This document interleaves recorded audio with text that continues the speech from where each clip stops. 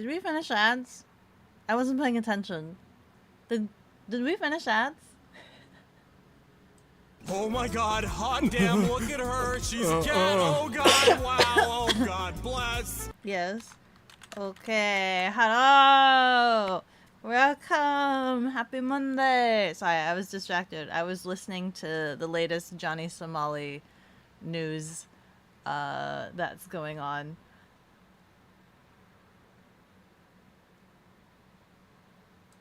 What? Hello?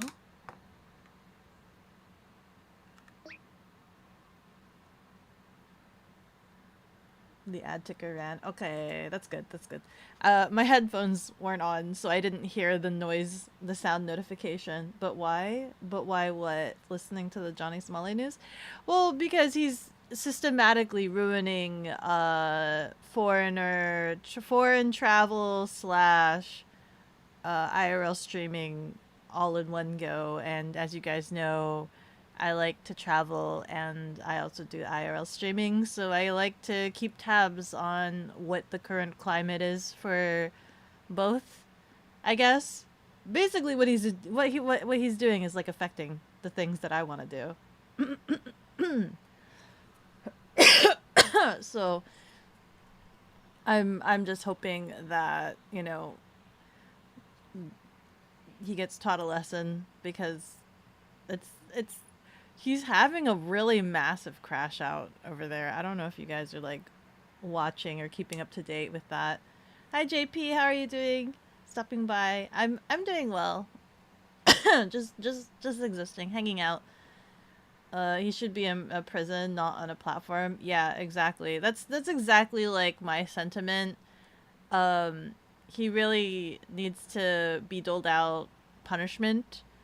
And like last night slash the day before, at a time zone difference, he had like a huge massive crash out, and he's been just spiraling, going crazy.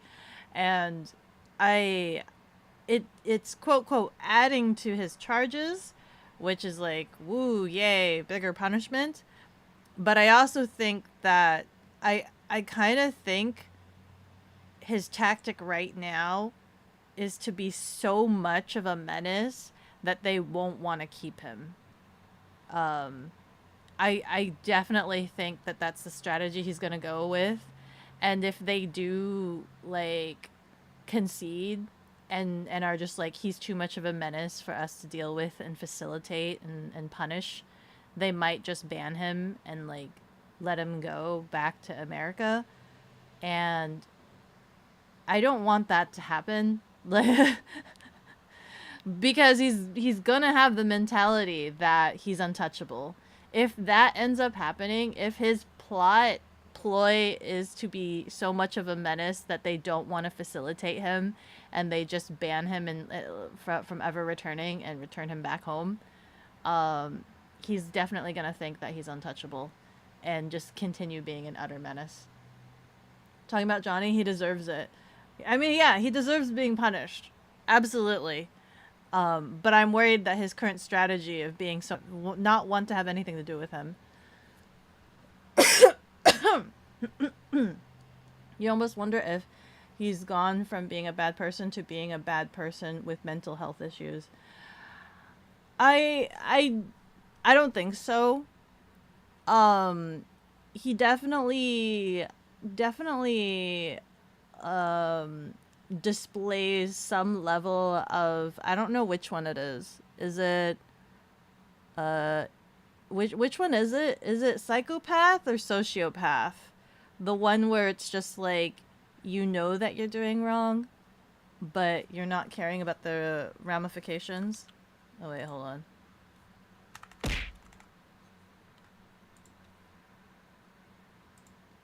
What's wrong? What's wrong?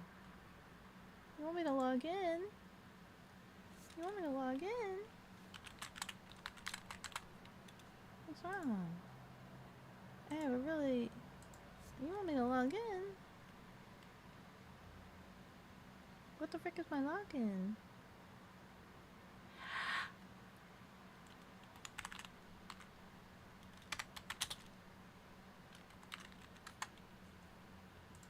is my login?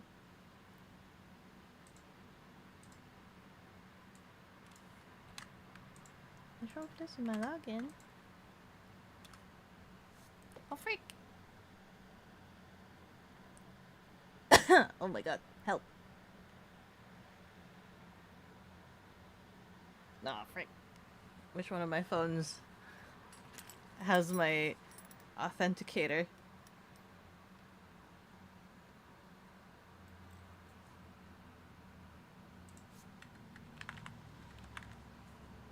Please remember. Login complete.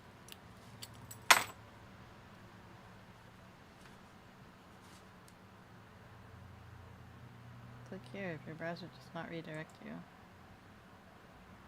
I'd like to be redirected. Let me see. You missed 4 or 5 streams and come back to this? What the flip is going on? Don't worry about it. I'm fixing it. I'm fixing it!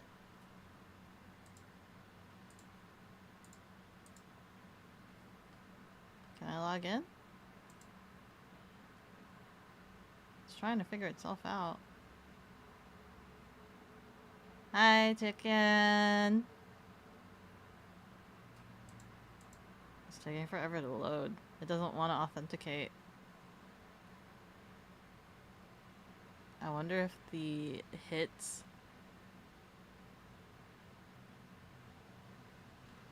Redirecting you automatically. Click here if your browser does not redirect you. It's not redirecting me. Click here. I am clicking here. Redirect me. Plars. Plars. Technically the term sociopath has supplanted sociopath. If you're... What do you mean supplanted?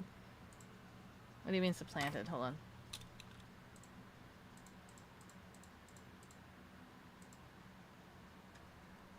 Can we... Oh my god. Why is it opening? It's opening like 100 tabs. Every time I ask to authenticate, it's like opening 100 tabs. Can you not authenticate on 100 tabs? Can you authenticate on a single tab?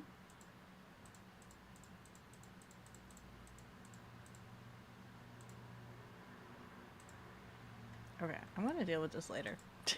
I'm gonna deal with this later. Ah! No hits today, guys. It doesn't seem to want to connect to Twitch. It's to be immediately right after I said I'm not dealing with this. Fine, you want me to deal with it right now? Like, I'll deal with it right now. You want me to deal with it right now? I'm gonna deal with it right now. I'm gonna deal with it right now. Hope you and chat are doing well. It's a birthday week. Are you gonna have cake? You're gonna have cake? Have cake and enjoy cake. Be ready to pull the trigger. For what? For the bonkies? You gotta go? Got school in the morning? Good! I was about to say good morning! Oh, but yes, have some rest before school. The Monster Hunter hitbox. The big old Grandos hitbox. Hold on. Your favorite grandson. Happy birthday, Daniel. Cake! Of cake! Oh my god, it keeps adding more tabs! I look down and there's more tabs! I don't want to deal with this right now. It's like... Hold on, maybe... What if I just close the entire thing? Let me close the application and reopen it. Close the application. Reopen the application. And while I'm doing it, let's look up psychopath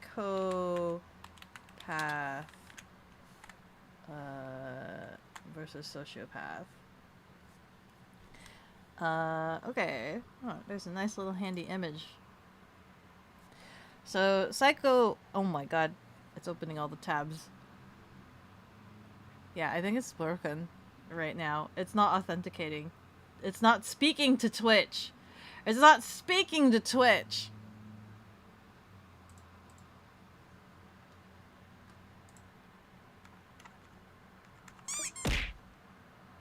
Yeah, it's not speaking to Twitch. I'm gonna leave those tabs open to see if it'll eventually speak to Twitch, but just so you guys know, it's currently broken. Yeah, maybe Twitch pissed it off. It might be. Oh, supplant means to replace. Okay, let me look at these. Hold on.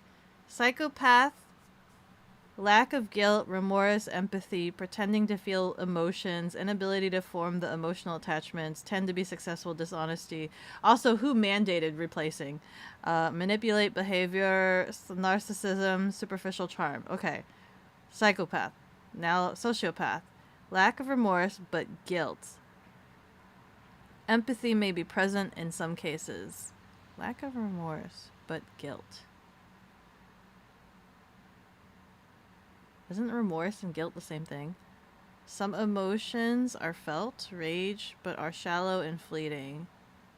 May form close attachments to one or few individuals, consistent irresponsibility and repeated violations of law, constant lying and deception, aggressive and reckless behavior. Okay, so based off of this, he would be a sociopath. Yeah. You doing personality disorders? We're actually just talking about Johnny Somali. What broke? You weren't listening. The throwing system. The throwing system is refusing to authenticate with Twitch. You need to supplant your streamer. Go supplant your streamer then. No clue who that is. Oh. Scribs, you don't know about Johnny Somali? I've been keeping up to the Johnny Somali case because it affects, like, my media content. Yeah. Remorse is logical. Guilt is emotional, you think. That's fair. You follow Atozy for updates? I've been following Atozy and Legal Mindset for the updates, yeah. They both went to Korea. And there's, like, additional trials that need to be done. And it just keeps getting worse and worse, and he keeps going more and more off the rails. A dude giving streamers a bad name. Yeah. He's giving America a bad name. He's giving IRL streaming and content creation a bad name. He's giving what else? People are upset that his username is Somali. People are upset like all around. He's kind of unanimously upsetting a lot of people in the universe for existing. Isn't that the guy who got banned from China or something? I don't think he's been to China, but he got banned from Japan. Yeah. It was one of the Asian countries. You don't remember? Yeah, Japan. He got banned from Japan, and he's currently stuck in Korea because they are filing legal action against him, and he has trials, and they've taken away his passport because they are trying to charge him legalities. Supplants Avi. Does that mean you're replacing Avi? Dig a hole and plant him? He's the most hated man in the streaming world yeah. Basically, he's the most hated man in the streaming world at current present time. Don't think he'd make it out of China. Yeah, I don't think so either. So, like, Logan / Jake Paul, except got caught. I think he's much worse. I know very little about Logan and Jake Paul, and I know that they've had their controversies, but, like, they kind of got over it, right? They haven't really done any additional ramifications to that degree since those controversies. But this guy continues to not learn their lesson. They keep quote quote fake apologizing and then streaming how much they are not apologetic for it, that they've been lying and that they really don't care, and they keep threatening to do XYZ against the law. So there is absolutely, like, no remorse over and over. Yeah, over and over and over again. He's, like, walked into construction sites and messed around. It's worse than that. It's a lot worse than that. So, like, the most recent activity that he's been doing is stalking other streamers and harassing them. So while they are doing IRL streaming, he's going around stalking them, being buddy buddy with them, and being a nuisance to try to get them in trouble because I'm assuming his mindset is like he's gonna try to associate with them and people will assume that they are associated with each other, and he's trying to do the whole like misery loves company, and everybody's trying to like not associate with him, but I think he's trying to get other people to get stuck in trial with him. So like they can't act out against him even if it's in self-defense. They'll get stuck in a trial legal system and they'll be stuck along with him. So that's what he's currently been doing. And then like the most recent video, he was going around half naked, screaming at the top of his lungs, because people donated $10 to him, and he's just like, I'll go try to get arrested then. He's like purposely calling the emergency services number, like their equivalent of 911 over there, to just prank call them because people are donating like $10 to him. Not really. They're in the manosphere, which is just as toxic. What's the manosphere? People pay him money to make him break the laws. Yeah, that's the current trend that he's got going on for his content right now, is that he's asking people to give him money to break the law, and he's streaming himself breaking the law while he's in the middle of a trial for breaking the law, putting other people in danger. Yeah. Make him break the laws. He will do that. Yeah. Didn't he threaten terrorism once? He's threatened a lot of things. He has threatened a lot of things. He has said a lot of unsavory things, or that certain things should happen to certain people, and that he is in full support of that. I'm being very obscure because I'd rather not like repeat certain things. But yeah, he has said a lot of things to just try to incite a lot of hatred. Hatred? So, and he's been really active the past couple of days. Ever since his first trial, he's been straight up crashing out pretty badly, I think. And it just keeps getting worse. And with how aggressively worse he's getting, I do believe that his plan is that he's trying to be so much of a menace that they won't want to like bother facilitating him. I think that's his current mindset. I think he doesn't think. What's the train of thought? I don't think he thinks that trying to act better will get him out of it this time around. Or like fake apologizing, because he's already pled guilty to the first set of charges. So I think his plan of action is to either be so much of a menace that they won't want to facilitate him, or to try to act super insane to see if the US tries to like vouch for him and say, no, you can't facilitate him into a prison. He needs to go back to the US for like a mental institution. It's gonna be one of those two things. And I don't believe that he has a mental instability that needs to be facilitated in a mental institute. If that makes sense. Like, I think he is fully aware of what he is doing. Hopefully he is found in contempt of the court and is and punished to the full extent of the law. Yeah, hopefully. I'm hoping that they stick to their guns on it. Not the manosphere. What the heck is a manosphere? He wants to get extradited back to the US to escape charges and or plans to slip the law and run. Yeah. A group that spread toxic masculinity through online culture. What? Manosphere?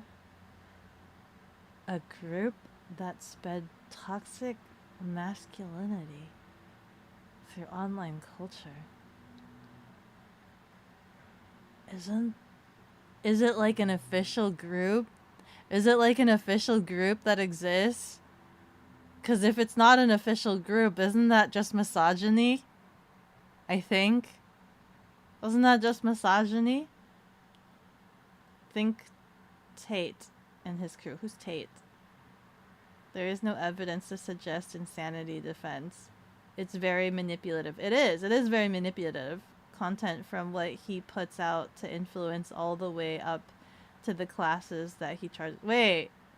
What do you mean? Does Johnny Somali have classes you can pay for? What does he even teach? To be a menace? Not any official group? And yeah, pretty much. So, it doesn't exist. It's just misogyny. They are loosely associated misogynists. What do you mean loosely associated? What is... Hold on. Misogyny. Dislike of, contempt for, or ingrained prejudice against women. It's the same thing. That's being toxic about women. It's not loosely associated. It is misogyny. You'll be back going to get dinner? Not Johnny Tate? I don't know who Tate is. Oh, they serve classes. Anyone associated with Tates. Tates. Man, I have a hard time keeping up with a lot of the influences out there. Means that people are loosely associated. The people are loosely associated misogynists. But they are, like, appearing in each other's videos, having a shared audience, etc. No, now I'm confused, because we're talking two different subjects. Loosely associated with each other, not misogyny. Oh, okay. I was like, we're talking two different topics now, and now I'm confused. Two different topics are going on all at the same time.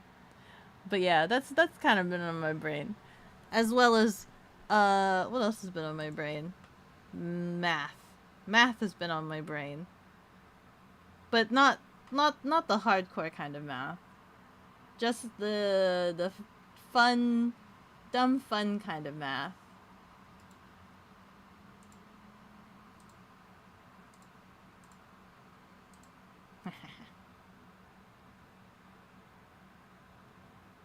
Claire, we have to get Becco out in front. Out in front of what? What am I out in front of? Andrew Tate is a man who got rich by selling classes on how to be a man. He's not a good person. Oh, what is that called? The freaking the alpha male, the alpha male personalities. Oh my god. I've not I'm gonna be honest, I've not interacted with any, but I have heard of the stories of other people interacting with the alphas, the alpha males out there in the universe, right? Oh my god. Such an interesting set of subspecies. I probably wouldn't have any tolerance for them. If I'm being quite honest, I probably wouldn't have any tolerance for them. Maybe.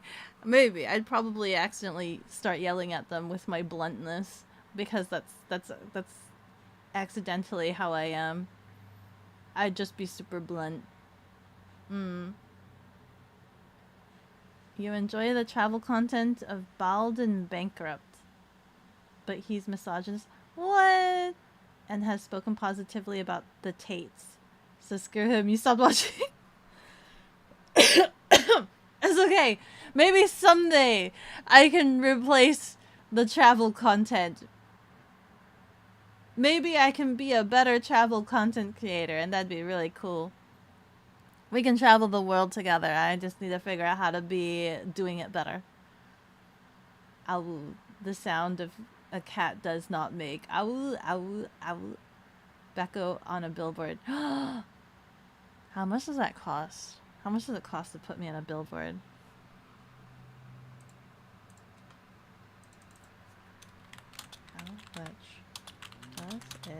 cost to display on a billboard? I know there's actually an app to be able to be put on Times Square.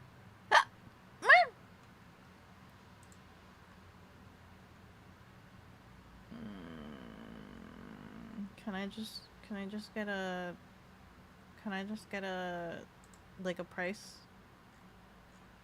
Are they gonna tell me a price? Start your campaign. Oh, they want me to like message for a quote. They don't have like flat rate prices. Oh, here we go. Let's just ask Google. Cost of billboard depends on the type, size, location, length of time it will be displayed. Static billboards range from $250 to $4,000 per month. While digital billboards can cost up to $20,000 per month. Why is that so much more? Mobile billboards typically cost between $3,500 to $5,000 per month. Wouldn't that be hilarious if one of these days, like, one of the goals was to just, like, order a billboard? Like a Beko billboard somewhere? That would be kind of hilarious. It would cost way too much. For $4,000, I'd rather that go towards, like, a model fund, maybe? I don't know. Versus a billboard, and then normies will see me out on the sidewalk. You want me to smile down at normies from a billboard and be like, ow, wah, wah, wah, wah, right? The billboard would just say, ow, wah, wah, wah. Join the Donlet Nation. Sounds like math. New 3K celebration goal, billboard cost cover. No. If that could be like a community gift, that would be utter shocking. Utter shocking. Because they did that for Pippa, right? For her birthday, her community got her a billboard. I think every year, actually. It's been done multiple years. I think her community put her on a billboard every year for her birthday. Man, I would be like, I need pictures of this billboard. I want to take a picture with my billboard. I'd be like, oh my god, oh my god, look at me, The Sphere in Vegas is like, was it 5,000 for a day? For a single day? Hot damn, Jesus. But even then, TI's limited ad time. Put Beko in the orb. Oh my god! I do have the. Wait. We do have like the orb powers, right? Where the frick is it? Is it this one? I think it's this one. Activate. Turn on. Not the snow. Reset. Turn it all off. Reset. Turn it all off. Reset to all off. Reset. Turn it all off. Ah! Which one was it called? Do you remember what it was called? Lens. I think it was the lens distortion. Here we go. Is that this one? Yeah! Put this on your orb in Vegas. Put this on your orb in Vegas. Oh, no! Bring back the orb! Lens distortion. Turn it back on. All the way to the max. There you go. Yes. I'm done. No. Imagine this on your Vegas orb. Oh. Not there. I'm a borb. We're borbing right now. Hi, good morning. Just imagine, just like this is the freaking ball. You must buy from tcakeproductions.com. Dude, my brother would freak out. My brother would freak out if I was a borb in Vegas. He would freak out really hard. You give people like that a good kick to the balls. You do find it funny that the alpha male thing came from a unproved theory about wolves. Oh yeah, that's true. Because wolves are cool, right? Wolves are cool. And it was theorized that there was alpha males, and they are bravado, like, you know, beats hand on chest, puffs out chest. I'm a barb. Was this Pippa, Umari, a few others in Times Square? I think I heard that the Times Square ad run is a lot cheaper. There's actually an app. There's actually an app you can download for the Times Square thing. We borb in Vegas, Barbie! Imagine. Orb cat. Orb. She found the fisheye lens. I'm a barb. We do the borb. We do the borb. I have a lot of things on my and then you can do it reverse. You can reverse borb. Hold on. Where is it? Lens distortion. Select. And then we could reverse. Oh wait, where's the other one? Oh, we could zoom in further. Oh my god. Oh my god. Wait, where am I? Oh my god. It's, you can't even see right now. How do I? Oh my god. This cat's just in your face. Oh. Oh, it's like making me so crunchy. Can I squish? Oh, oh. Yeah. Aren't I beautiful? This looks like a character. This looks like a character right here. Perfection. Absolutely. How do I squish it the other way? Oh, there we go. Ooh. If I was like this. Exactly like this. Oh my god, you can see my ears flapping! You can see my ears flapping still. I'm beautiful. This looks like I have a massive brain. Hold on, let me reduce this. Oh no! How do I revert this back? There you go. You can't even. I'm just like a creature from the great beyond. Reset that squish. And we can turn this off. Make sure that everything is off. There you go. We're done playing with the fishes. We done playing with the fishes. The blorb, we were blorbing hard. Reminds me of that new anime coming out, the one that a zombie series, but the zombies are cute cats. What? There's a cute cat zombie anime? The 240p. It was super crunchy. Beko distorted by a black hole. We're back. The black hole will never take me alive. Wah, wah, wah. How much is... Oh, there's like 5,000 to be on the Vegas orb. It would be cute, though. It would be cute. Anyway. Let us talk about something that you guys won't understand. But I'll write the nonsense out to you. My plan is to write the nonsense out to you still. Despite you guys not understanding anything that I'm going to write down. Okay? So here's what we have. We have A. We have B, C, D, E, F, G, H, I, and J. Those are our possible options, okay? Okay? Are you following? You following? So we have plausible theory, J. Oh. J plus 7 plus question mark equals 24.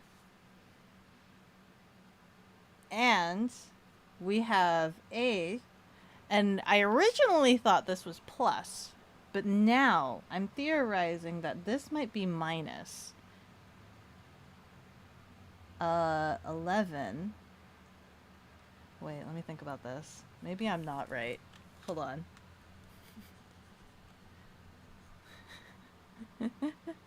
Hold on.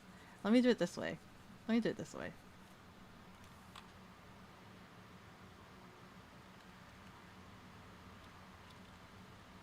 Oops. Give me back my brush. Okay, so we have J.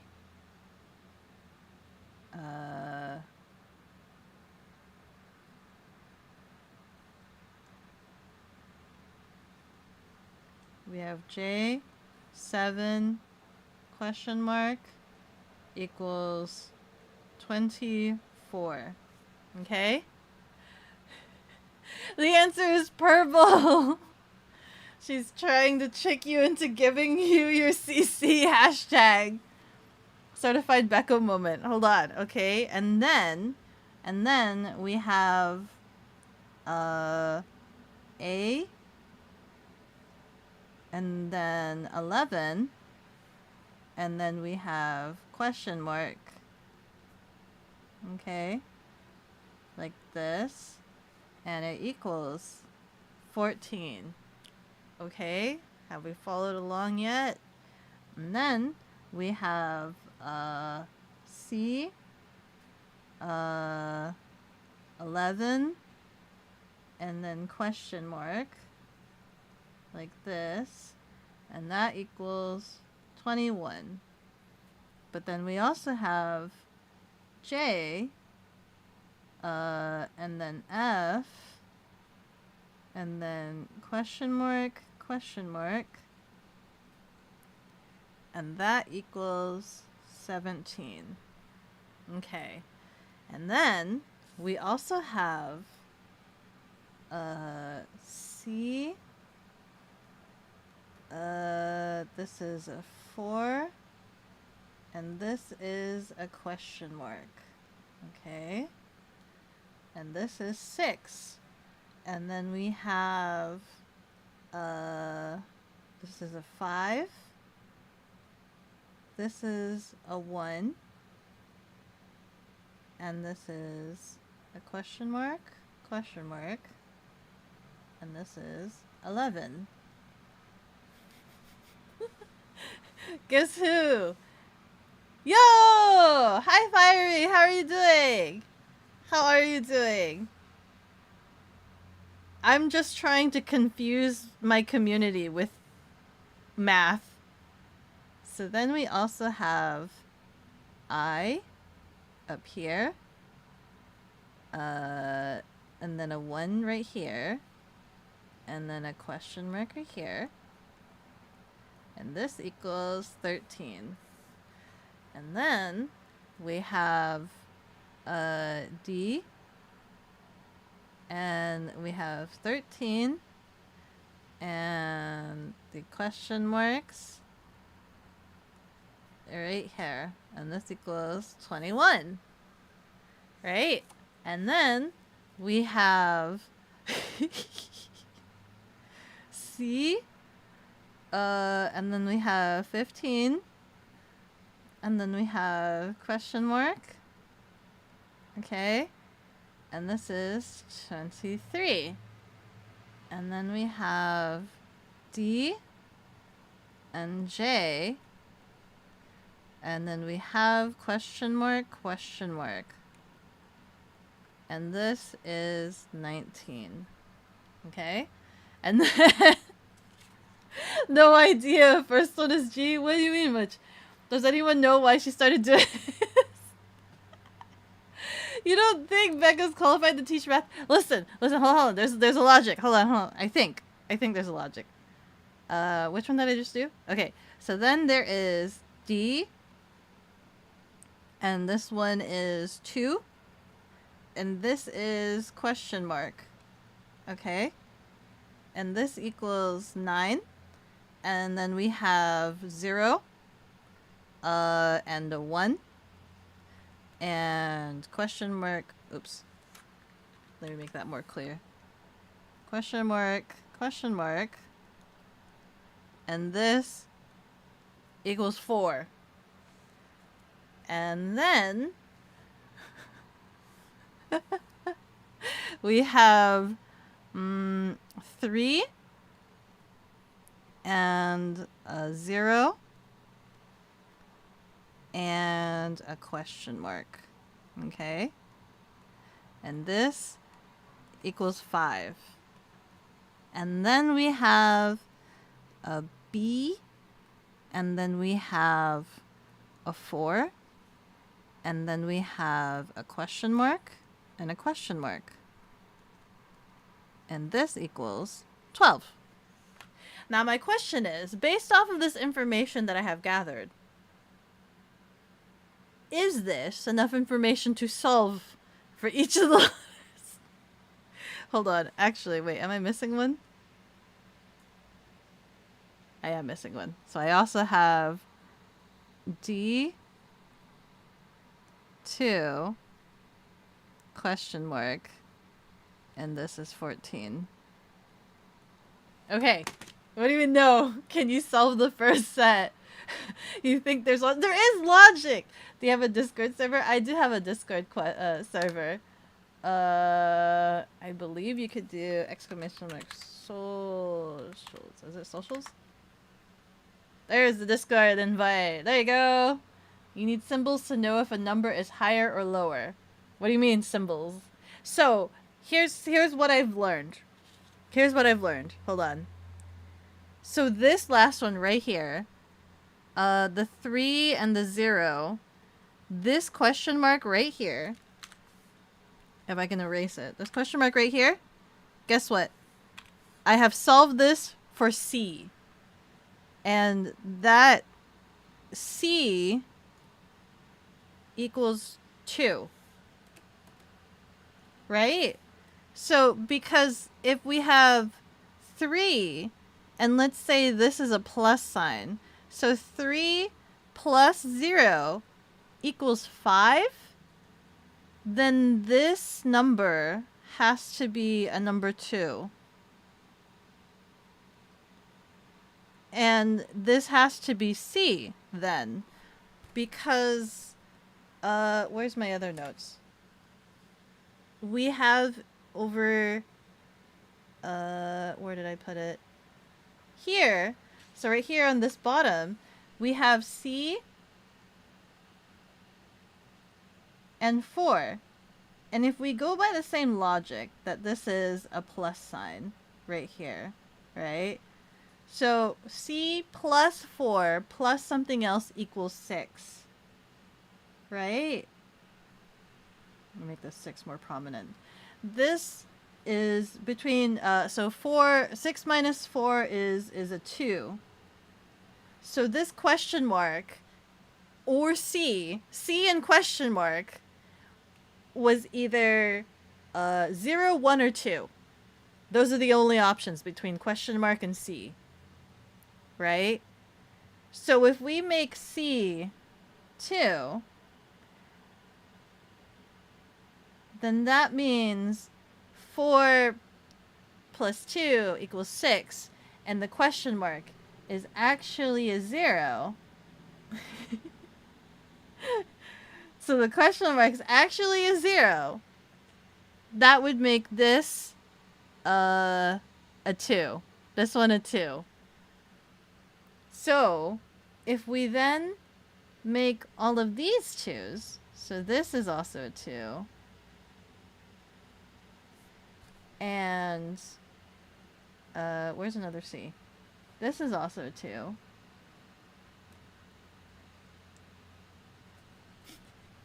Wait, is 6 is 6. Yes, plus and minus. I haven't figured out if the inverse triangle means minus.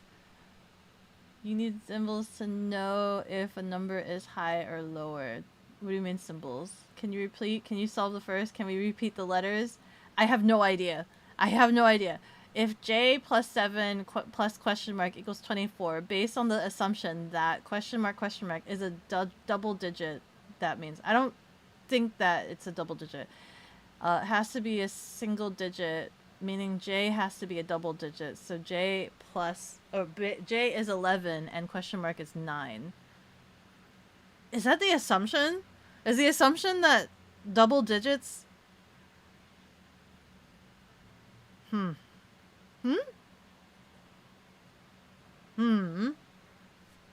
Ah, hold on. Let me think here. If this is 2, and let's say these ones, the right side up triangles are plus signs. And this is a plus sign. Right? Do I have any other C's? No other C's. So C plus 15, 15, 16, 17. So this is 17 by the time we get to here. Or I guess this number. This question mark has to be 17. Or wait, sorry. No, we're at 17. I'm confusing myself. So this question mark right here is a 6? Right? Oops. There you go. So that's a 6. And then this other one, 2 plus 11. So 11, 13. So we're like at 13 right here.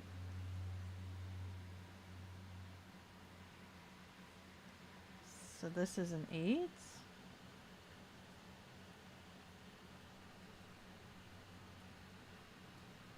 I need to write this down in my notes. Hold on. Let me look at my notes here. If I have that as an 8, which one is this equation? J to question mark. Where's my pen? Do I have a pen? Where's my pen? Do I have a... Grabbing a new pen. Okay. So... this one has to be an 8. That pen doesn't work. We're trying to figure out math without any context. Why do you get the feeling that Becca's 10th grade math teacher is about to get a long overdue homework assignment? No. Nuh-uh. I can figure this out. I tried explaining this to Belle, and Belle has, like... it didn't matter how many times I explained it to Belle. Belle didn't seem like he understood it. But I assure you, there is some logic. There is logic to this. And I swear I am understanding this because I like puzzles. I thought it was for talking. What do you mean? The Discord server? Talking about what? We talk a lot in the Discord server.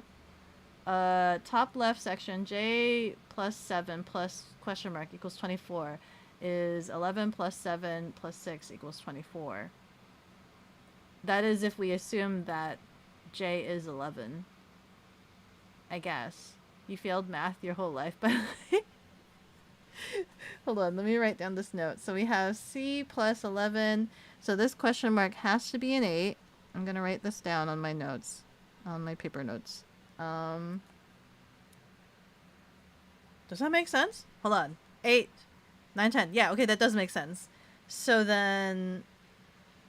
do I have C anywhere else? So this question mark at the bottom also has to be 0 if we want it to equal 6. So one of the letters equals 0. One of the letters has to equal 0 somewhere. And then we have... where's my other C? The 15 plus 15. So this one's a 6. The one that equals 23, that question mark is a 6. And I'm also going to explain that this one right here. So this B and 4.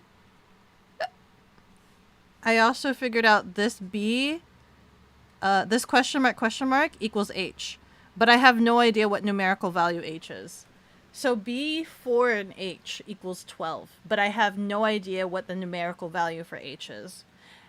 And I can't figure it out because I don't have B or H anywhere else at this moment. I am still trying to research this puzzle. You detained or something? You don't have access to anything? Oh! You gotta read the rules and read all of the messages. You have to get yourself verified. You have to read the rules, get yourself verified. I think I have a 2-step authentication in my server because I am dumb like that. You have to hit the buttons on the rules and say you agree to them, then click the emotes and to agree. Yeah. Okay. Now, let me see here. What else do we have here? So that's a 6. Do I have 6 anywhere else? 6. D. So if this is, so let's say these are all plus signs. These are all plus signs. That's a plus sign. That's a plus sign. And this is a plus sign. And this is a plus sign. So the difference between this one and this one, we have a remainder of 12 that needs to be allocated between the D and the question mark. This one we've already solved. This one we've kind of already solved. Ish. I don't know B or H. This one, I plus 1. This is we have a 12. So these two question marks should be this. No, it shouldn't be the same. It shouldn't be the same. Ads are dropping in 2 minutes. Where's this other D equation? Where's this one? So this one has a difference of 7. And this one has a difference of 17 that needs to be allocated between the two. And what's the second one? This one has the difference of 10 that needs to be allocated. But I think we figured it out. This is if C is 2, then the question mark has to be 8. And then this one at the bottom is the allocation of 2, which we figured out. I say we. It's everybody listening to my ramblings. I say we. Has a 5-step processes to leave the server. No one has made it past step 3. Oh my god. It's to filter out bots and trolls. How Wicho or Nazi Dog made it in, you will never know. It is amazing. It's because they can read. Oh, that's interesting. Preposterous. You can't even read. But then how do you respond to anything we say? How do you respond? Okay. Now, I feel like I'm still missing information to be able to solve this. I definitely believe I am missing information. And I'm trying to see if there's anything else. This is like Sudoku. There's surely something else that I could try to figure out from this. There's something that I can glean. Surely, there has to be, right? There has to be. Let's think. 5, 1. It has to be addition. The inverted triangles have to be addition too, right? Technically, it has to be addition. It can't be negative. It can't be subtraction. There's no way it's subtraction. A minus 4 minus 11. Oh my god, is it subtraction? But I just didn't take my notes properly? It might be subtraction, but I just didn't take my notes properly. Is it subtraction? I think I took my notes incorrectly and I need to pay attention to the orders of operation for the inverted. Oh no, I can't solve this. Hold on.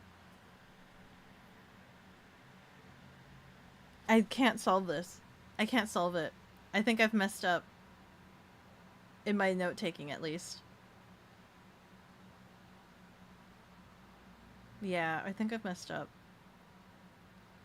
ADSR running for 180 seconds. But I at least know that C is 2. Oops. At least I know that C is 2. If I can... You can solve this, you just need to believe. I can solve it, but I think I've made insufficient notes to be able to solve it as is.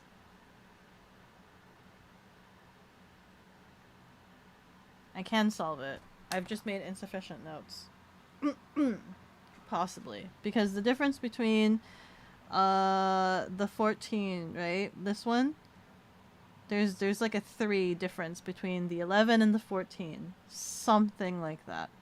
Between this one, there's a missing 17. A whole 17's missing from that we need to allocate. Between 5, 1, and 11, literally missing a 5. Somewhere needs to be allocated in that.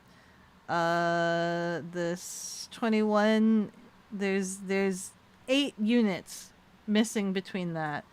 For the 19, 19 units are missing from the equation. For the, what is this, 3? 3 units are missing. And this is 8 units are missing. That needs to be allocated. What does it say? Your bag, what is this? Are you teaching chemistry? I wish it was chemistry. It looks like just math for now. It looks like just math. You're done trying to join your Discord general is harder than trying to calculate the trajectory of a black hole. I'm sorry. I'm sorry to hear that. It's worse than trying to solve CAPTCHA. It's okay. Don't worry about it. Nothing goes on in the Discord anyway, other than a lot of scooter talks, a lot of firearm talks, a lot of video game talks, meme talks, whale speaks. If you recall correctly, it took you a moment to figure it out. To figure which out? Oh, to join the Discord? Man, I'm so sorry. It's so hard for you guys to join the Discord. I'm so sorry. It's just a 2-step authentication, right? It's literally join the Discord, and I think Discord's default asks you to read the rules, and then you say yes. And then literally you have to go to the rules channel and then verify from the rules channel. And that should be it. But if you try to like click it super fast or like you spam click it, I know it does freak it out a little bit. If you recall correctly, you just joined in 0 seconds. You were just you were always there. Doing chemistry on Photoshop, very ambitious. It's just math. It's just literally just math. You felt a little embarrassed and dumb because it wasn't a check mark right there. It was on another page. Which one? Which page does it have to send you to? Because it's like the rules page, right? The welcome rules. Oh, it's the heart. The heart emote. It's the heart emote. I don't know what else it gives you access to. It's kind of dumb because like it gives you access to the rules channel. The roles channel. But like not the rules. Because I think when I had to do the rules, they only allowed a very paraphrased version, and it's a simple like, oh yeah, I agree, of course. But going to the welcome rules, like you have to actually go there to like read.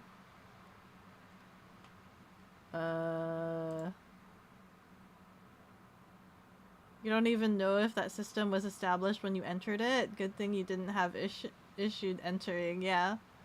I think it was a little bit implemented a little bit afterwards, once it became like a community sanctioned server or something like that. It's been so long because you've totally joined other Discords with a similar configuration. Yeah. You don't even want to try understanding what is going on your screen. Are you sure? You don't get how people have trouble with it?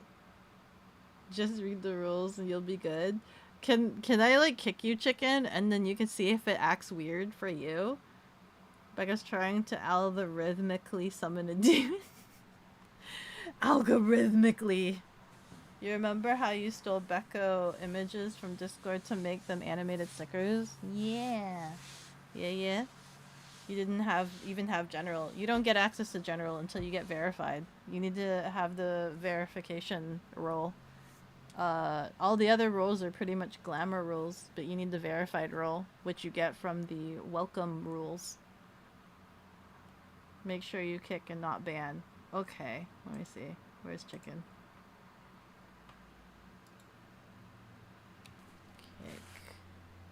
Kick. Kick.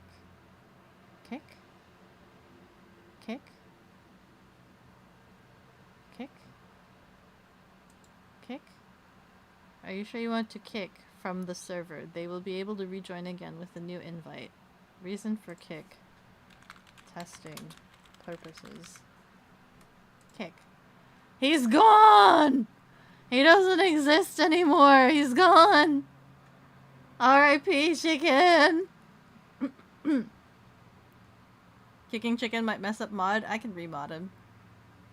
And her, gone but not forgotten. You killed Vicky's guardian. One of the guardians have gone astray. It's okay. He's testing to see how difficult it is to join.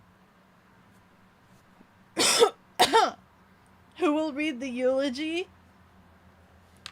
No mods, no gods. He was a good soldier. Sad Becco felt no remorse. I have a little remorse, but I have confidence that Chicken will be able to get back in. It's for science, and he agreed to the science. Generic eulogy. 7 best eulogy examples. Oh frick, why is it opening up on Pinterest? Can I just get text? Oh, you can order a eulogy.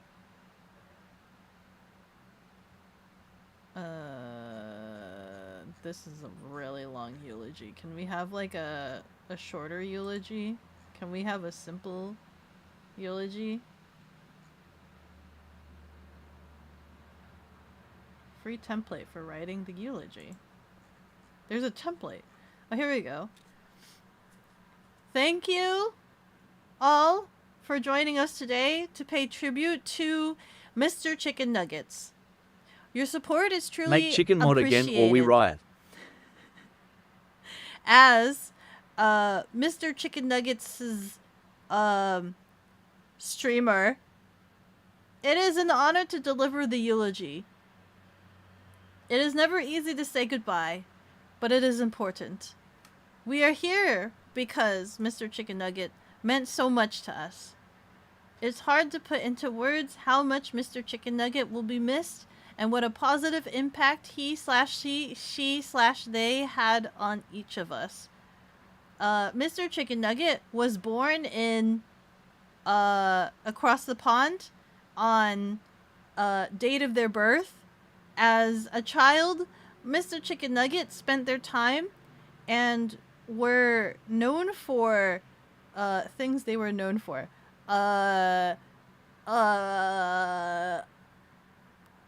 Clapping cheeks at Fortnite Pro Gamer and serving justice and the banhammer to your local Donlet community. Mr. Chicken Nuggets grew up having a really close relationship with Hand is survived by... Wait, what? With Hand? With Hand is survived by the rest of the Donlet Nation. I know each of you are very saddened by Mr. Chicken Nuggets kicking. And today, as we grieve together, I want to highlight what made so special. If I had to use just 3 words to describe Mr. Chicken Nugget, I would say, is it one word descriptors?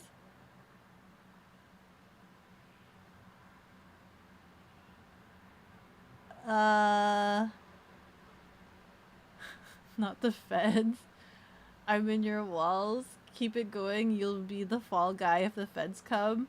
Looks like she hates you. Who hired this cat? She also forgot your underscores. What, Mr. underscore chicken underscore nuggets underscore. You're robbing his grave. He was a great part of the 20 piece.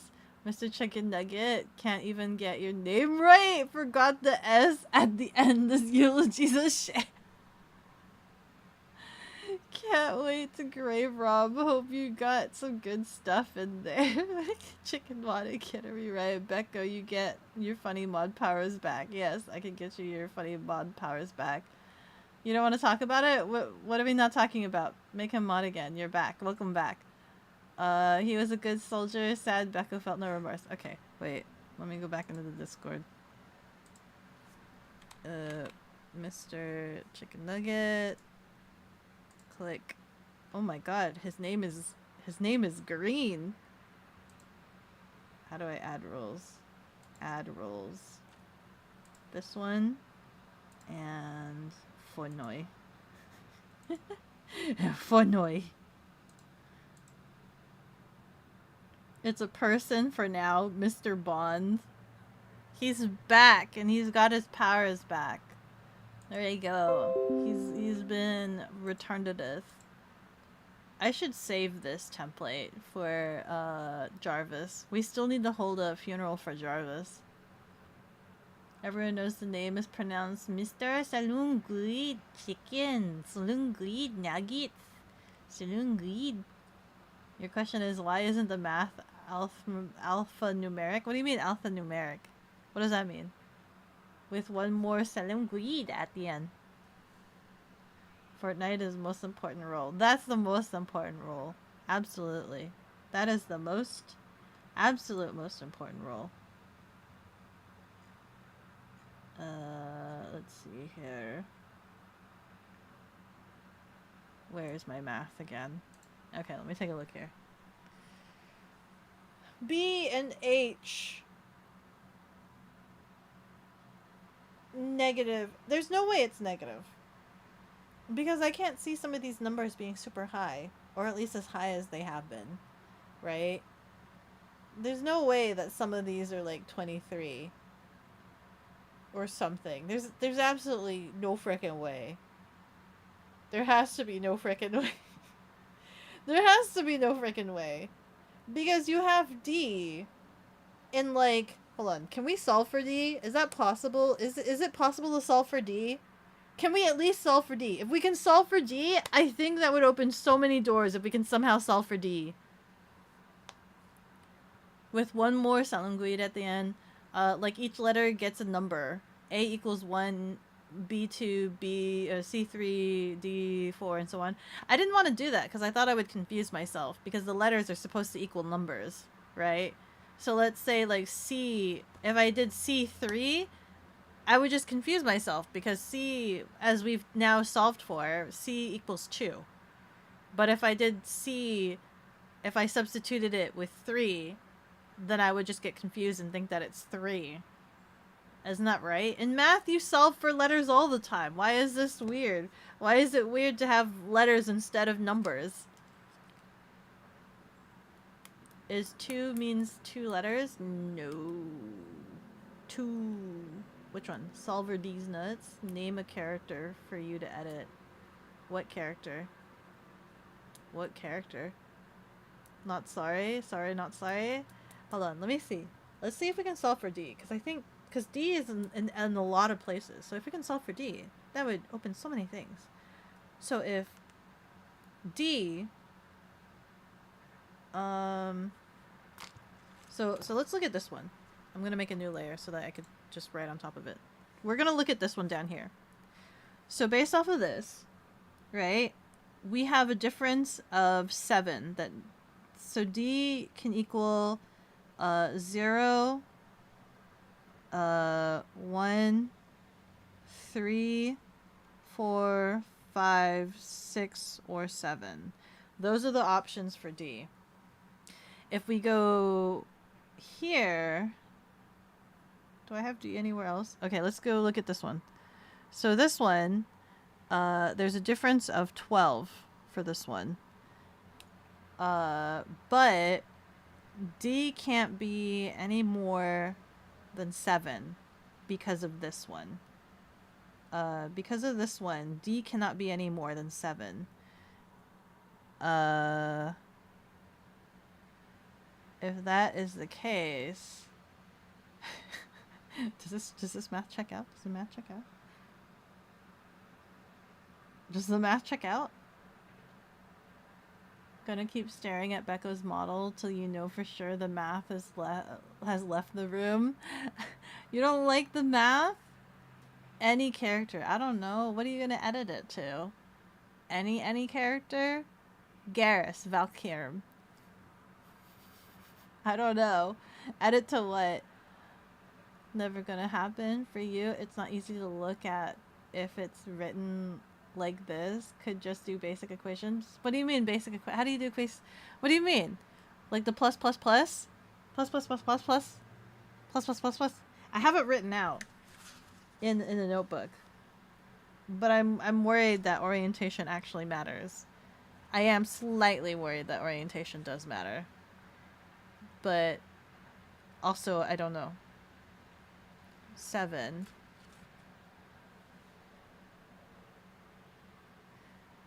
If hypotheses, the D ends up being 7, this question mark right here, hypotheses, right, is like a 5. Hypotheses, right? Hypotheses, that would equal the 14. That's just a theory, though. That's a hypothesis. If we have D as 7, or wait, wait, is this possible? Hold on, because this D, if this D is a 7 plus the blah blah blah, that means this question mark would need to be a 1. Hypotheses. And if this is a 7, hypotheses again. Hypotheses! This is how math is, right? This is exactly how math is. It's just hypothesizing.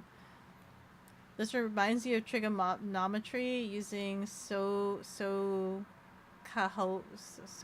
sin cos tan formulas. Give you starting data and you will solve it. This is the starting data right here.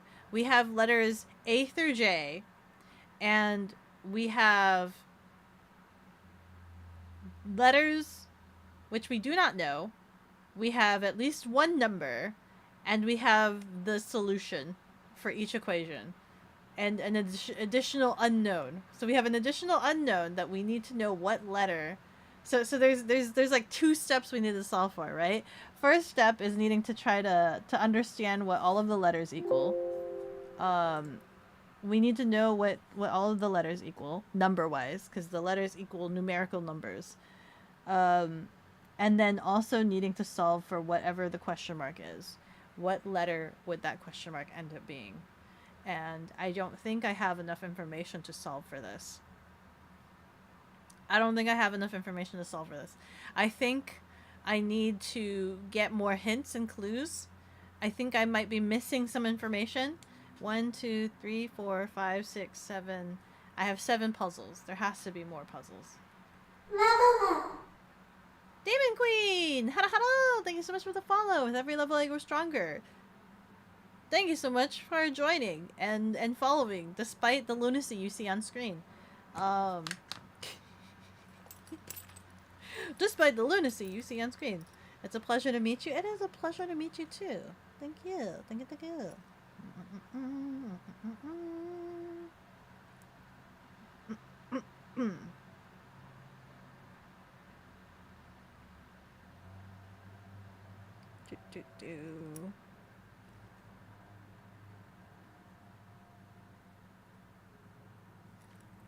Oh my god. I am missing so much information. 1, 2, 3, 4, 5, 6, 7. There's 12 equations that I need to solve for, and I've only found 7 equations. I've only found 7 out of the 12 equations.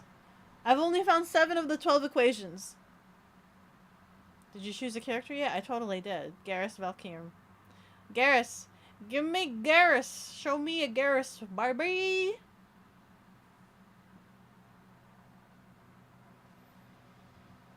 I need to go find Garage? No, Garrus. From Mass Effect. Have you ever played Mass Effect? Garrus. Let's go.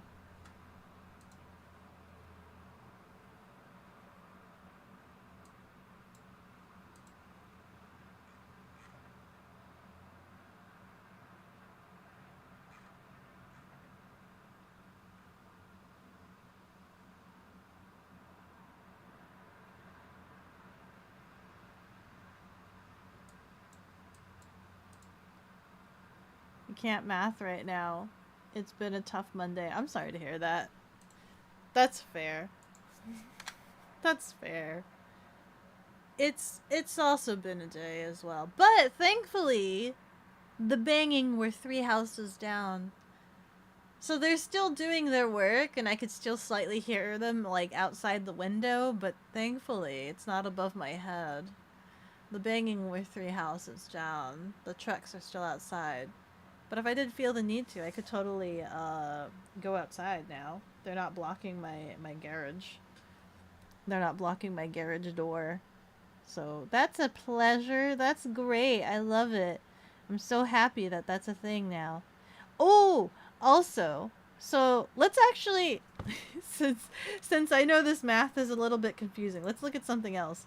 The other thing that's been on my brain, right, that I've told you about, is I definitely want to learn. I want to know what frickin' vinyl records sound like. So, I am that type of person that, like, I don't really... I know this is gonna cost, like, at least $100. So I want it to at least be good quality. But I don't know anything about vinyl record players. So let me search up, best vinyl record players. I don't know anything about it. Every time I look up something, they say something about cartridges. I don't know anything about cartridges. What does that mean? What do you mean by cartridges? There's cartridges in record players? It's gone. You're saved. If you start to miss it, you'll happily get a squeaky hammer to hit your head. I don't need the banging. Okay, so there's Best Turntables of 2025 Buyer's Guide. And I need to understand what are all of the elements and pieces of a record player. Oh, that's like an ad. That's actually not a video. Don't waste your money on your first turntable. A new buyer's guide to records. 6 picks. This is 3 months ago. This was 3 years ago. 3 months ago. What's Audio-Technica? That's the only brand name that I know of, is Audio-Technica. Is Audio-Technica like the best audio system one can have? The part that holds the needle, stylus, is a cartridge. It's what converts the vibrations to an electrical signal. Now, is there anything I need to know about the cartridges? Like, is there a difference between, are they going to tell me things like, this is a diamond encrusted cartridge, or this cartridge is made by aluminum? Like, is they're all good, if you recall correctly? Is there a difference? 2 years ago, 2 years ago, 1 year ago, 1 day ago, old school UK garage, return to classics. 3 weeks ago. Okay, this one's top best turntables of 2025. Oh frick, I didn't mean to turn on my no albs. Yo, these were sold out. No! Okay. And because it's YouTube, I need to get in the I need to be in the face. Okay. down the top 5 vinyl turntables and which vinyl turntable I found to be the best. Okay. I'll go into sending order starting with the 5th ranked pick. Okay. And at the end of the video, you'll find out which one, in my opinion, is the best vinyl turntable and ranked at number 1. If you're wanting to check prices of each of I will check the prices of each of them. Also, I want to switch this to this thing I have. Is it the same? There you go. There you go. That's better. You're all done, by the way? That was quick. Got an Audio Technica LP 120. Pretty happy with it. Okay. Wait. Hold on. Let me look this up. So you said Audio Technica LP 120. Is there a specific place that's best to order it from, or just like straight from Audio Technica? It's out of stock. It's out of stock from Audio Technica. Oh my god, there's a Pikachu. Official Pokemon audio collection. Turntable. Is that any good? Wait, okay, hold on. So it's out of stock on the actual Audio Technica website. Is it this one? Right here? This one right here? Is it this one? Is this it? And then is there a difference? Is this? How do you send the edit to you? You can post it in the Discord. You can post it in, like, if you're gonna do multiple edits, it could be like Pixar didn't happen and things like that. The answer is clear. Get the Miffy. What is a Miffy? What is a Miffy? Hold on. I'll look all of this up. Too bad there's no Tower Records anymore. They could explain it to you. Okay, is there a Miffy record player? Miffy record player. Is this a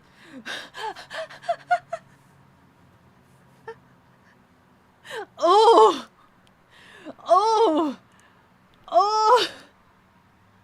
Miffy! You probably get a gently used turntable from a local record store for a decent price. The thing is, I was looking at like the Amazon Marketplace, the secondhand Amazon Marketplace, and some of them get really, really old, and I don't know what I'm looking at. So like one of the things, let me take a picture of like, hold on, let me check. Did I take a picture of a couple? I don't know if I took a picture of a couple. Some of them get really, really old. And my worry about getting like a really, really old record player is like, I don't know anything mechanical or like how it works. I don't know how it works. So if it breaks down, I wouldn't know how to repair it versus like a more modern one is my concern. Another term, the tone arm is what holds the cartridge. Drop to beat. Hold on, let me look at how do I look at the things that I've favorited? Saved items. So there was a couple ones that kept popping up. One was a Victrola Victor talking machine. So they called it a talking machine. And then there was another one, record player table, brand new turntable stand, custom handmade record player, portable, blah blah blah. Is there a way for me to like? I didn't sort this into any sort of order, other than I like these items. I know a majority of these are like scooters.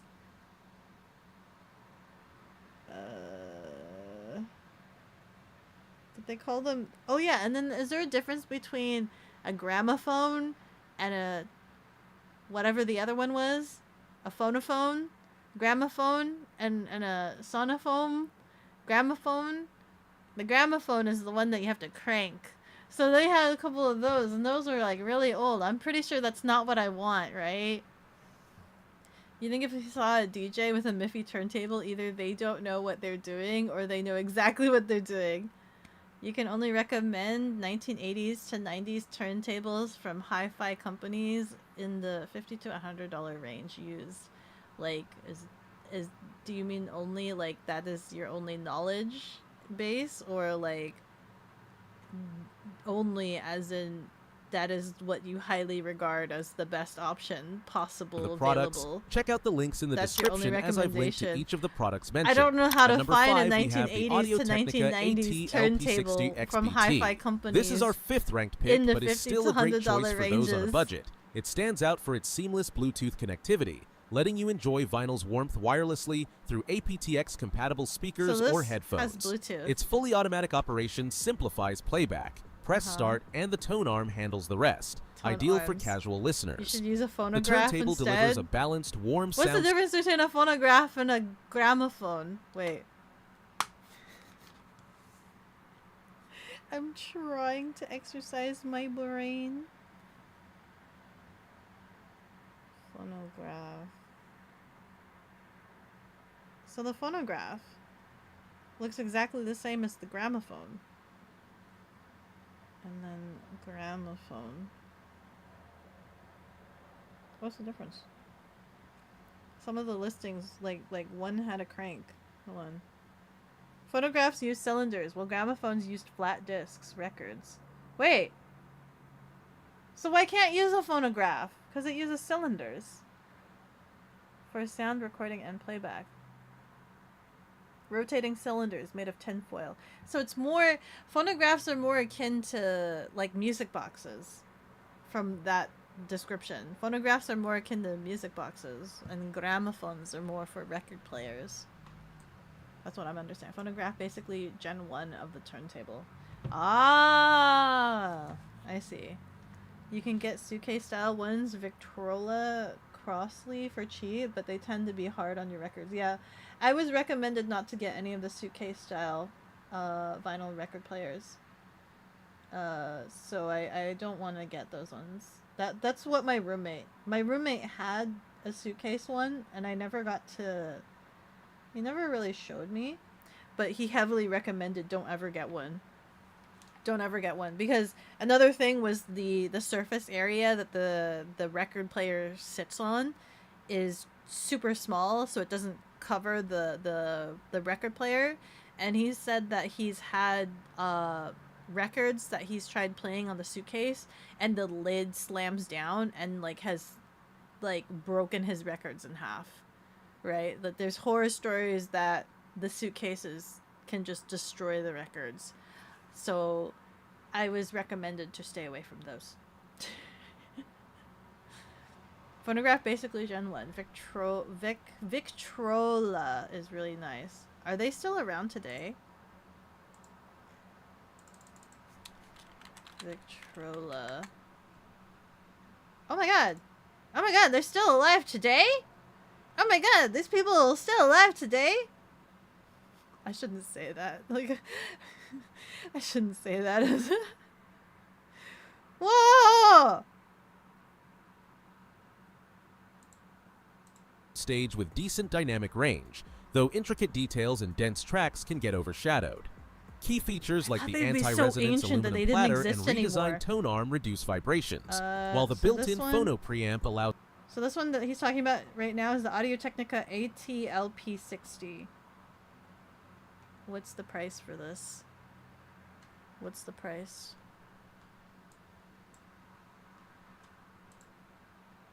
$200 versus the other one that you guys recommended, which was a $340. What's the difference? Fully manual, analog and USB, fully manual, hi-fi, 3-speed, convert vinyl to digital, anti-skate, and variable 3-pinch, control black. Huh? Huh? 3-pinch? Control the black? What does that mean? What does that mean? Also, why in the world is my window so massive?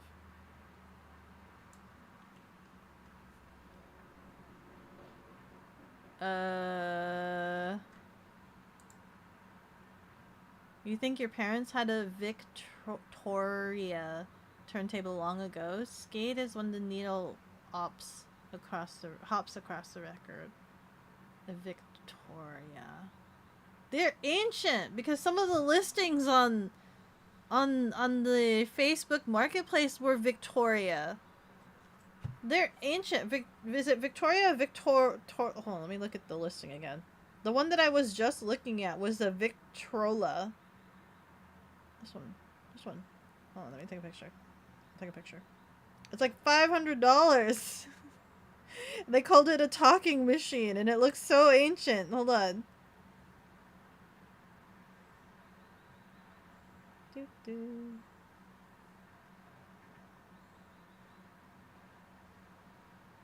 Go on this one. Send it to myself. This one right here.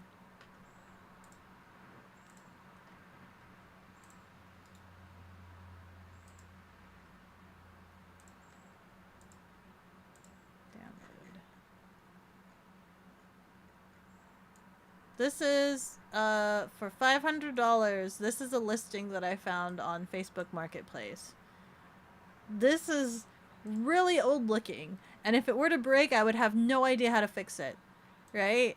It's super duper old looking. But if it sounds amazing, I'd be curious. And it's a Victrola. So I thought Victrola doesn't exist anymore, but they still exist. They're still alive. Victrola. They're still alive. This is $500 though to get this whole unit, this like case, all-in-one case unit. Hold on, let's look back again at the options we have. So between this is what the video offered, which is $200. This is fully automatic wireless belt drive turntable. The other one was analog and USB fully manual. Is there a difference between like do we want it to be manual versus like automatic? I'll take a look at all of the finer details in a second. Let's continue on. But I am considering this one. If they are of the ancients of making vinyl record players, then surely they know their stuff, right? Surely they know their stuff. Let's continue. Allows direct connections to most audio systems. The dual moving magnet cartridge ensures reliable tracking, and the inclusion of both 33 and 45 RPM speeds covers most. Wait, covers most. What's the range speeds that I need to be aware of? What is the range speeds? 33 to 45? Manual versus auto? Was it a make or break for a first turntable? What do you mean? Is a make or break? Should I go for manual or auto? What's the difference? Is this like automatic car driving versus a manual stick shift? Is it better for me to learn how to do a manual record player and crank it myself? Hold on. Vinyl formats. While the plastic build feels lightweight, its practicality shines through hassle-free setup and dual wired or wireless flexibility, making it a solid entry point for newcomers diving into analog audio without complicating their space with cables. At number 4, we have the Sony PS-LX310BT. So this is a Sony. PS-LX310BT. This is a Sony. How much is this? Let's take a look. $248.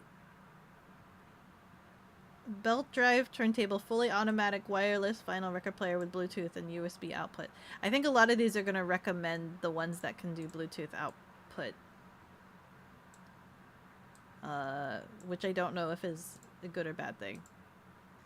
But also I don't have any speakers, so if it's not Bluetooth, is it diminishing the audio quality if I listen to it? Is it not the same experience if I listen to it from a Bluetooth speaker versus an actual speaker that's like connected up to it?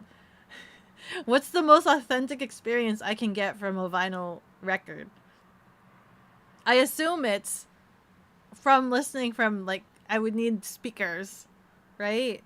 BT combines modern convenience with classic vinyl playback, offering seamless Bluetooth connectivity for wireless streaming to speakers or headphones. Its fully automatic operation simplifies the experience. Drop the needle with a button press, and the turntable handles tone arm movement, playback, and auto-return at the record's end.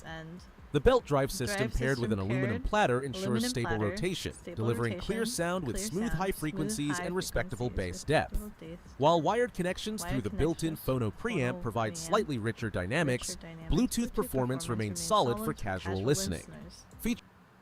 Not the JBL? You don't think I can listen to it through the JBL speaker? First off, you would need stereo speakers. You have to align the needle before dropping it on the record, and automatic will do that for you. Oh, isn't dropping it like the best fun that you can have in putting like starting the turntable? Is it turntable or is it a vinyl record player? It's the same. Manual turntables are more fun. Yeah, placing it on there is a little bit more fun, right? Can I still do it manually with the automatic ones? Can I still like start it manually? Like, can I still like maneuver the needle, or is that gonna break it because it's automatic and it has like a motor in there and it's not gonna want me to like manually move it? Features like adjustable gain settings help minimize distortion, and the minimalist design integrates easily into any setup. Though the plastic construction feels lightweight, the inclusion of a hidden 45 RPM adapter and a thick dust cover reflects thoughtful practicality. At number 3, we have the House of Marley Revolution. Ooh, this one looks cool looking. Hold on. Look at that. That looks kind of cool looking. House of Marley Revolution. Let's take a listen. The Revolution turntable combines sustainable design with approachable functionality, making it a standout entry-level option for vinyl enthusiasts. Entry-level. Built from eco-friendly materials like bamboo and recycled fabric, its robust construction feels premium while minimizing environmental impact. How much is this? Hold on. House of Marley. Oh! Okay. Not too bad. $200. House of Marley, Bluetooth record player, 3-speed sustainability, made vinyl record player, easy home turntable vinyl, records dust cover. Bluetooth, bamboo, wireless, Revolution, voltage 240. Uh-oh. It's a frequently returned item. Uh-oh. Why is it a frequently returned item? Becca gonna need to build a stereo system. Man, I don't know anything about audio. I just want to listen to a vinyl record player. This is a good, inexpensive one. There is one in your town for $100. This one particular? This one right here? The Marley Store? 77. Works well. Bought turntable. Let's look at negative reviews. Record player. Plastic covered instead of scratch. Piece. Cardboard. Should softer material. Disappointed. Bought this based on review on brand website. Christmas gift for daughter. Look is great. Functionality easy. However, sound quality is horrible. Barely audible at full volume. Super scratchy and distorted. Tried multiple Bluetooth speakers. A brand new record and a used record. All with the same results. Extremely producto muy bien. Had great expectations. Had great expectations for the record, but fell short. Looks good. Easy to set up. However, sound quality did not meet expectations. Had muffled sound that could not get rid of. Tried all my records and it was consistent. Ended up returning it. Replaced it with another record player, and I think that was my best decision. Oh no. Good. Pretty good Bluetooth. Excellent product. Sounds good. Ah, okay. Importantly, it has a preamp, so you can connect it to a powered speaker. Oh, you can read a little Spanish. Was it only that one negative review? It was a hit, had great expectations. Wobbles significantly, adapter orientation. Let me see here. Really wanted to like this player because aesthetically it's very pleasing. After setting everything up in order for it to work with my Sonos speakers, I noticed the needle was not constantly on the record. It would play and then come off the record. The reason behind this was the turntable was wobbling so bad the needle could not stay on the record. Had to remove the counterweight for the needle to stay on the record. Strike one. A modern turntable should stay flat. Not like the 1940s record player. The other thing I did not like was the adapters for the power plug. The US adapter is upside down. Most US plugs have the wire pointing downward, so you can plug it in the bottom outlet. This adapter wire upwards in case audio. If I have audio equipment set up, I could not plug in the player the way I wanted to. Unfortunately, I have to return the player, not compatible with my setup, and the wobbling. Did not work right out of the box. Product could not link to the Bluetooth, nor would the needle even play a record. It just skipped to the end. Absolutely a piece of garbage. Pretty good Bluetooth. Sounds like theirs was poorly made. That particular one. It looks nice. Would not power on. Low quality, don't waste your money.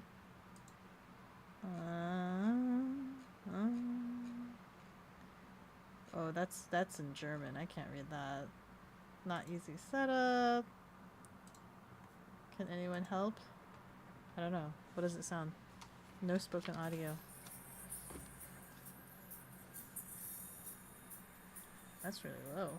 What do you have it hooked up to? When the needle skipped, you put a quarter on the needle head and played the record. Old trick. Just weigh it down with a quarter. The music isn't playing loud. It seems loud from the video, but in real life you can barely hear it. I can barely hear it in the video. Sustainability is best. Let's go back to the first page. Let's go back to see if the people have posted videos. Ah! Any video posters? Any video posters in review? Ah! Where does it show me the video? No? No? This looks cool. You can actually get it bundled with speakers. For just $50 more, you can get the matching speakers. That would be good, right? Matching speakers. I digress. Let's continue. Next one. Impact. The plug-and-play setup simplifies the experience. Pre-calibrated tracking force and anti-skate settings mean you're spinning records within minutes, whether wired to speakers or streaming wirelessly via Bluetooth.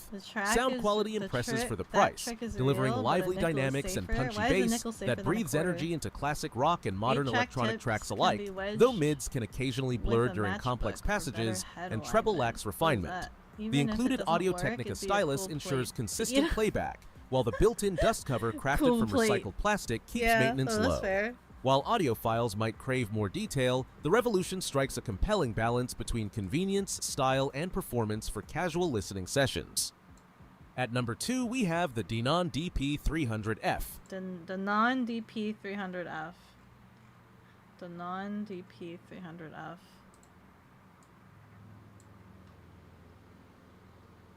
Fully automatic analog turntable with built-in phono equalizer. Unique tone arm design. Hologram vibration analysis slim design. I don't know. I can't read any of this stuff and understand what I'm like reading, right? Rediscover a passion for vinyl. Listen to your audio. Hello, hello! It's still cold in the snow. Thank you so much for the follow. With every level I go stronger. Thank you, thank you! Do you know a thing or two about audio and vinyl records and vinyl record players? Let me see here.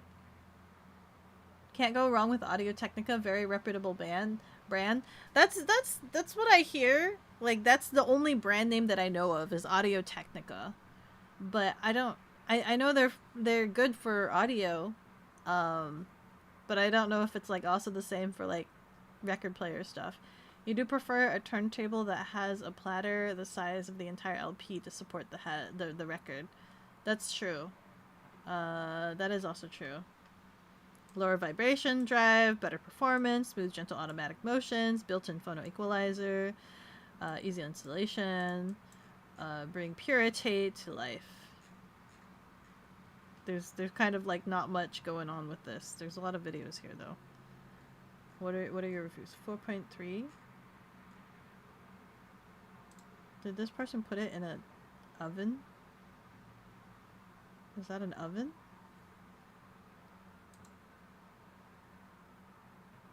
That's not an oven. That looks like an oven. Old vinyl, old dude. New turntable. I like the cat picture. This cat right here. Yes. Yes, that cat approves.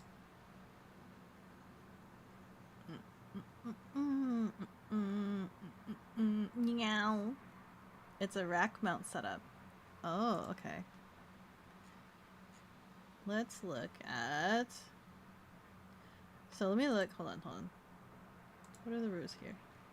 18%! Uh-oh.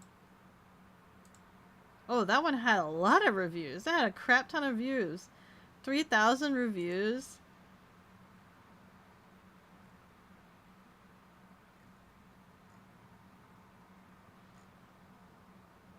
Uh-oh. Oh no. Oh no. So, and then what was this one? This one, wait, which one is this one? Which one is this one? Oh, the Sony. Okay, and then this one also this has 7,000, so this also is highly reputable. 4%. Hey, that's super low. Okay. And then this one is the 120. So for 8,000, 3%. Yo, freaking Audio-Technica be slamming. So we're gonna axe this one because this one has an 18% 1-star review. So goodbye. This one has a 9% though. Okay. Let's continue. Let's learn about this one. This is our runner-up pick and shines as a user-friendly turntable with fully automatic operation. Effortlessly handling playback from start to finish with a single button press. Its belt-driven DC servo motor ensures stable rotation at 33 1/3 or 45 RPM, while the built-in phono preamp allows direct connection to amplifiers lacking dedicated phono inputs, ideal for casual listeners. The removable head shell simplifies cartridge upgrades, though the included moving magnet cartridge delivers crisp mids and clean highs, suitable for entry-level systems. Vibration-resistant construction and a heavy die-cast aluminum plinth reduce unwanted resonance, though the turntable remains sensitive to external bumps on unstable surfaces. You know what I mean? I the wouldn't know auto-return what the feature gently lifts like. the tone arm at the record's end, You heard for protecting both stylus and vinyl from accidental damage. While the soundstage feels slightly narrow compared to higher-end models, the DP300F excels in convenience, offering manual cueing for track skipping flexibility. Its gloss black or silver finish pairs well with modern setups. Hey, they pulled that from the Amazon. Minimizes They static. pulled that from the Amazon At number listing. one, we were just have looking the at that. House of Marley Stir It Up. Oh, this is House the of best. Wait, weren't we just looking at House of Marley and decided to axe the House of Marley? Are you lying? Are you sponsored by House of Marley? Are you sponsored by House of Marley? 3,000. 15% 1 stars. I don't know. Some of the other ones were a little bit more higher rating than this House of Marley one.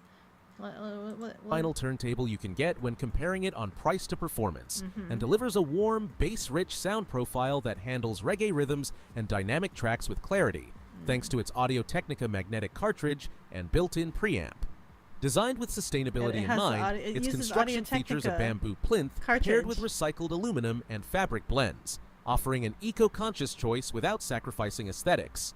The belt-driven system includes auto-stop functionality to protect records, while the manual tone arm operation provides a tactile vinyl experience, though initial setup requires careful counterweight calibration for optimal tracking.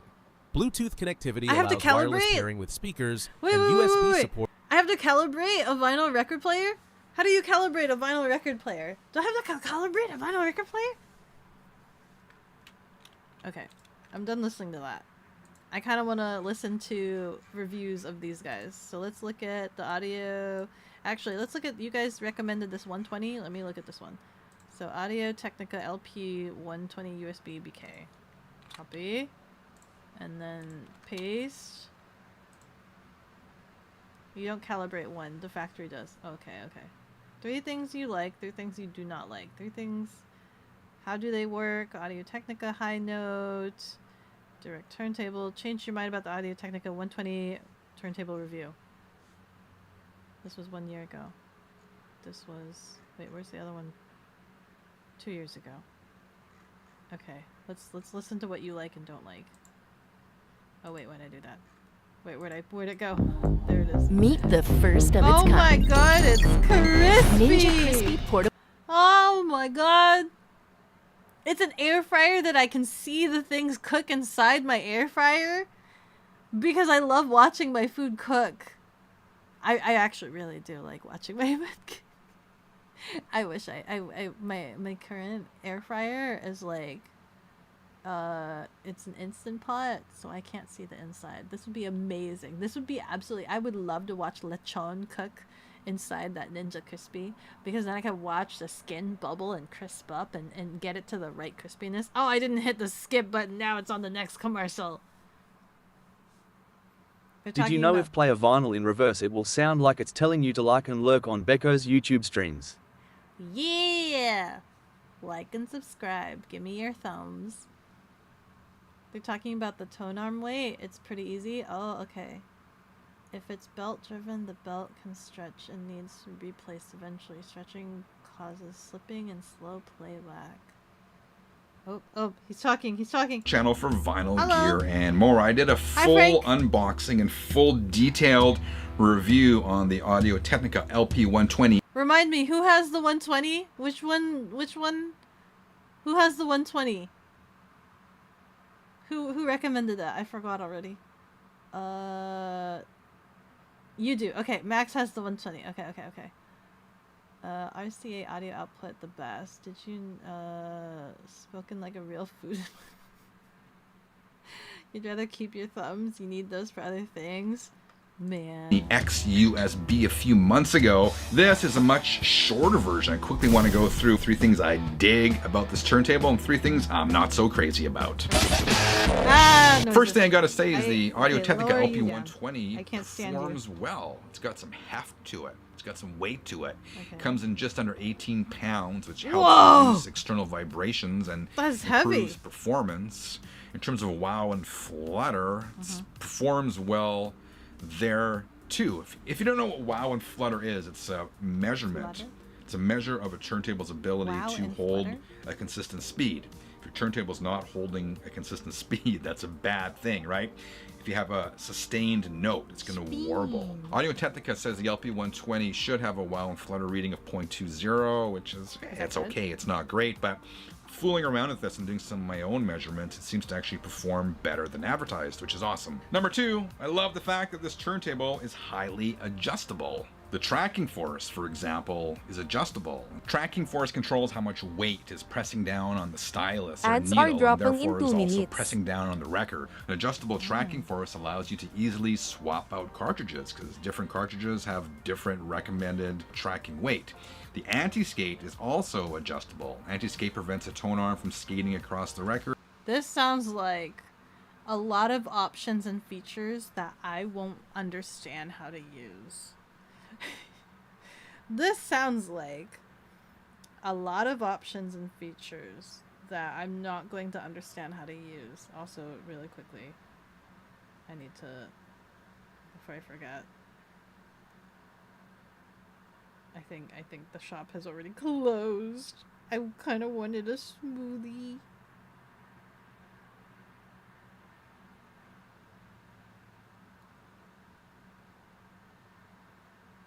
Is it gone? Is it closed?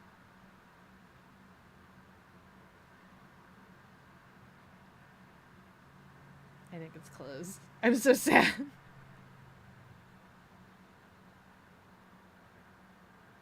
it closed? No, it's still open. It closes at 9.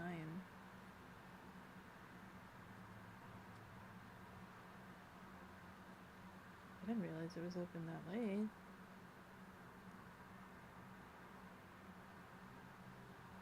So then my next question is, why can't I order from there?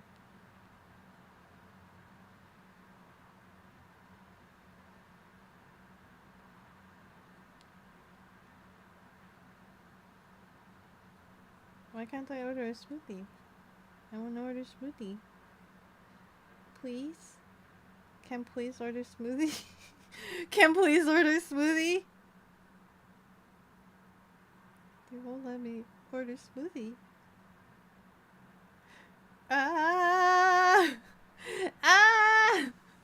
Devastation's real.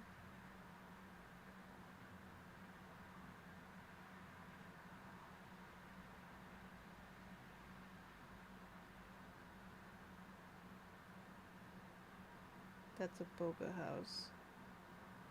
That's boba. Nothing wrong with boba, but I kind of wanted a smoothie.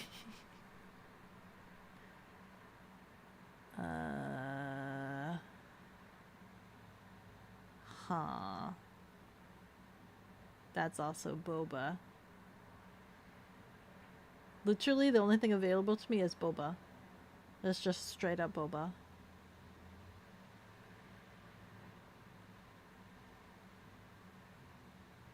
Okay, I guess I suffer tonight. I suffer tonight. ABS are running for 180 seconds. And keeps the needle in the groove. Believe it or not, a lot of modern record players don't have adjustable tracking force or adjustable anti-skate, so this is definitely a benefit with this turntable. I gotta say, and this is highly subjective, I also think this turntable looks really good. Obviously the design is based largely or solely on the Technics SL1200 turntable, one of the most iconic turntables of all time, and includes things like an S-shaped tone arm, dust cover, on your way to buy one just to make Becco jealous? As I said, what kind of smoothie are you gonna get? I gotta give the LP Depends on what 120 kind of bonus smoothie you points get. here for a few It things makes as well. or break whether or not I'm jealous. Bonus points for a few things as well. First of all, it's priced right, somewhere around $350 US, which is kind of that sweet spot where it's more than the basic entry-level stuff, but it comes in less than the Project Debut Carbon, for example, and the Fluence RT85. Bonus points also for the detachable head shell. Makes it, again, really easy to swap out different cartridges. It plays 78 RPM records, which, again, a lot of Wait, people there's are into that. 78? That's high. Wait. What do you mean 78? You mean 33 or 45? That's the button. The button says 33, 45. Not a lot of people, but some people are looking for that. What flavor would make you jealous? Then they'll tell you what you're gonna order. Why would I tell you that? You should tell me what you're gonna order. Feature. This has USB connectivity as well, so you can hook it up to computer and transfer your records to digital files. And I love the fact that it has RCA outs rather than hardwired RCA cables. So if those cables ever fray, you can toss them out and easily use new ones, or if you just want to fool around with trying different RCA cables, right? you can easily do that 78, as well. like you get to push both buttons and it goes super fast. Dislike about the LP 120, and this I know will make the hardcore fans of this turntable upset, because I've heard from them before. Some fans did not appreciate my review, but they're really good stuff. There's always some bad stuff. First of all, this turntable is largely $300 and I'm buying plastic! But it is 18 pounds of plastic. Aside from the aluminum tone arm and platter, the rest is pretty much all plastic. And it gives the overall feeling of this being an economy turntable, a cheap turntable. I gotta say, I'm also not a huge fan of the platter. Audio-Technica kind of cheaped out here. This platter could use better damping. It rings a little bit, which can affect... Rings? You could find 18 pounds of plastic in some landfill, but at this size, like whatever the size of this guy is... Sound quality. Here's a snippet of what I mean. There are some cheap fixes for this, right? You can buy a cork mat or an acrylic mat for the turntable. Those will go a long way to helping things out. Even the felt mat that comes standard with it will help absorb any some sort of plastic vibrations. will make you happy. Finally, I'm not crazy about the built-in preamp. I get it. It's important to have a built-in preamp in modern turntables because not everyone has a receiver with a phono input, or not everyone has an external preamp. This one isn't great.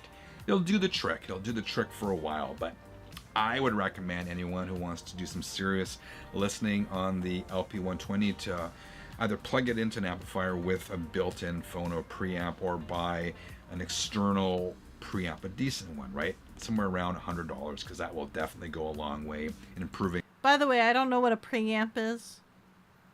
I'm assuming that's like just another speaker. That's like the chord for a speaker, because you use preamps for guitars, right? A preamp you plug into a guitar.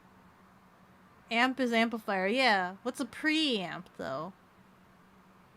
The sound quality of the LP120. Quick word on the cartridge that comes with this turntable. It's the Audio-Technica VM95E. It's... Wait, are you telling me there's different cartridges that I need to pay attention to? Like different quality grades for the cartridge? Why are you telling me a serial number for this cartridge? You mean there's not just like, here's a cartridge? It works for everything? There's different quality of cartridges? Bekophono means phonograph. Another name for record. No. Good, but not extremely detailed. It is worth upgrading in time. Basically, sound level out of cartridge is very low. Gotta boost it before going to a speaker/headphone amp.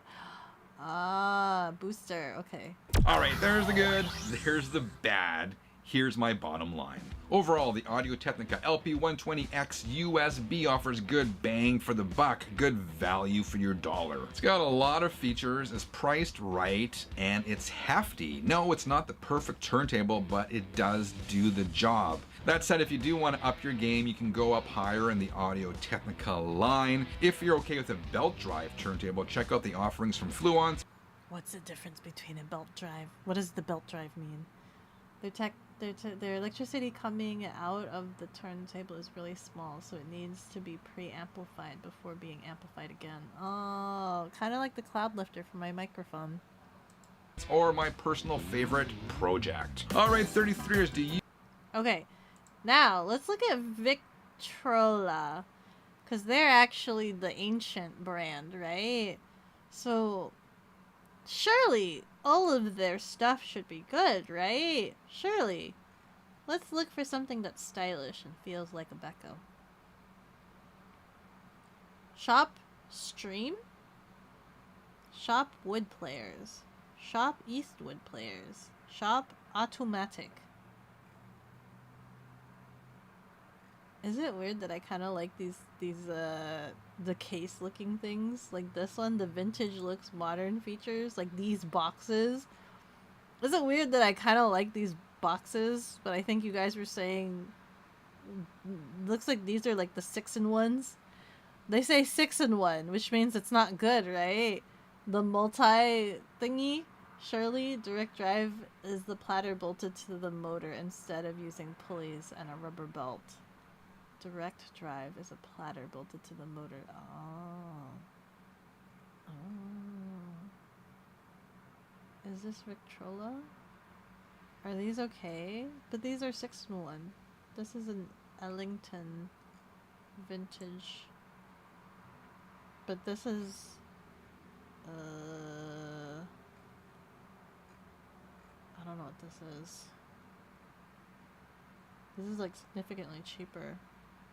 The first Victrola was introduced in 1906, and we are carrying on that legacy of making lifelong music memories in every home. Over a century later, the Victrola name is still synonymous with precision, quality, and innovation. Our products are designed to transcend time, from the classic sound of vintage record players to sleek modern audio systems. So they say. The Victrola stylish design meets unparalleled quality, proud to bring truly unforgettable listening experience to music lovers of all ages. But are you good? This one's kind of cool looking. Can I look at just like, hold on, record players? Wireless turntables, wireless speakers? What's the difference between record players and the wireless turntables? What's the difference? Just between modern and vintage? All the record players. Give me them all. And then show me the highest rating. Can we sort by... Is it best selling? No. What? Can I see... Can I see... Price ascending? Guh. Guh. Guh. Where... Some of these don't have, like, the ratings. Am I blind? Oh my god, a fucking jukebox! Wait! A knucking jukebox! And it could be knucking purple!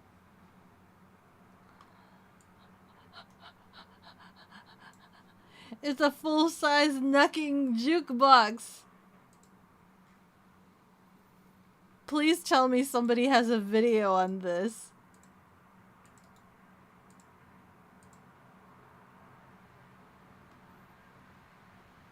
Is it you, Dave? Is it you again? Show me this jukebox, Dave. Your father knows about saving money. Everything I'm wearing, I've had. My name is Dave, and today I'm here to talk about this really cool 50s retro jukebox. Now, the company did send me this product for review, but they wanted me to show you what it is, how it works, and this thing is like loaded, so it looks classic and it looks retro, but it does a lot of modern music playing stuff. Like, let me give you an example. Well, it does actually do records, vinyl, if you remember those. They're coming back, from what I understand. This does have a record player in it. Has a CD player in it. You can also put music, read the details. So let's take a closer look at this. The other thing is you can also control most everything with the remote control. So you can do this from across the room. Super cool. First of all, that remote control looks very dinky, and it looks exactly like the remote control for any of my products that I order from China. So I would not trust that remote control right off the bat, by the way. That remote control looks very flimsy, and it looks exactly like the very generic remote controls that I get for things like my light and my fans in my computer.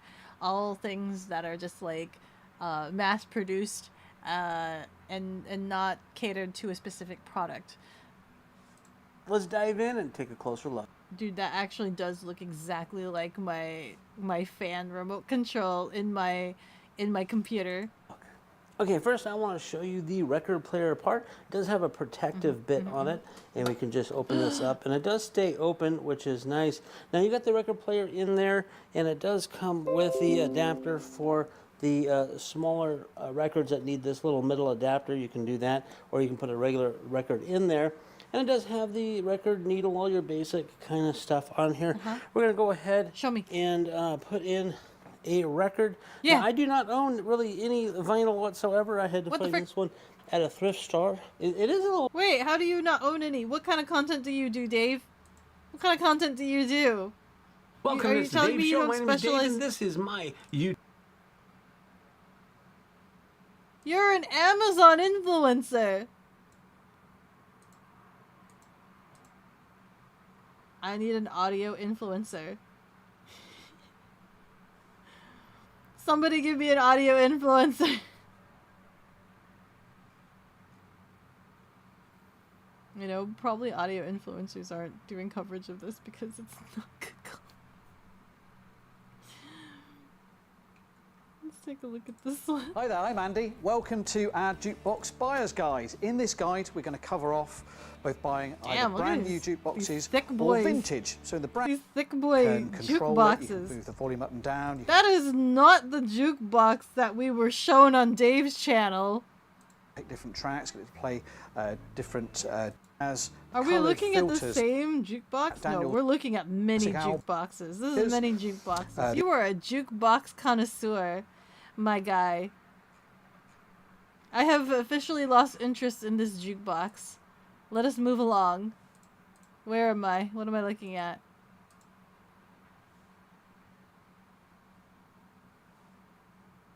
Okay. I thought some of these had ratings on them, and I kind of wish it would show me the ratings so that I could see.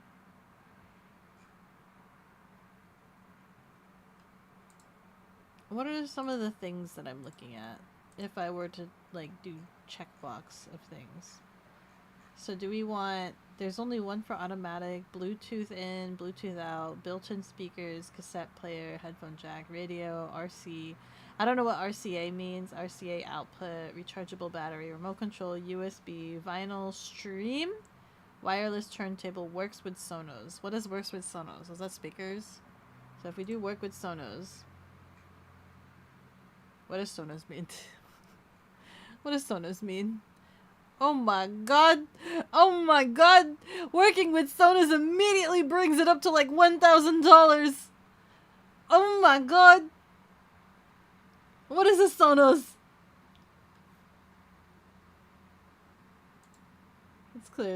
clear working with Sonos. RCA is the red and white jacks, named after the company who invented it. Okay, let's look at RCA output. Okay, let's see here. And let's sort it by price ascending. Okay. I wish I could tell it to not give me suitcases, because that would be another requirement, because I don't want to look at any suitcases. No suitcases for me. Nostalgic 6-in-1.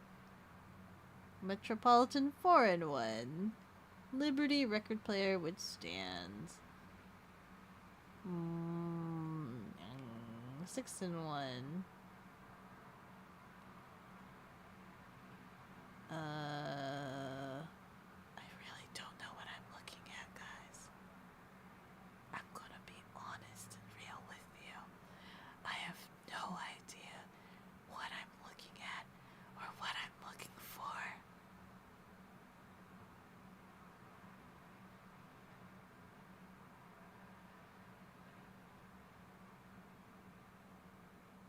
Let's stream Sapphire Wi-Fi and Bluetooth turntable. I'm just curious. What makes this so expensive? No.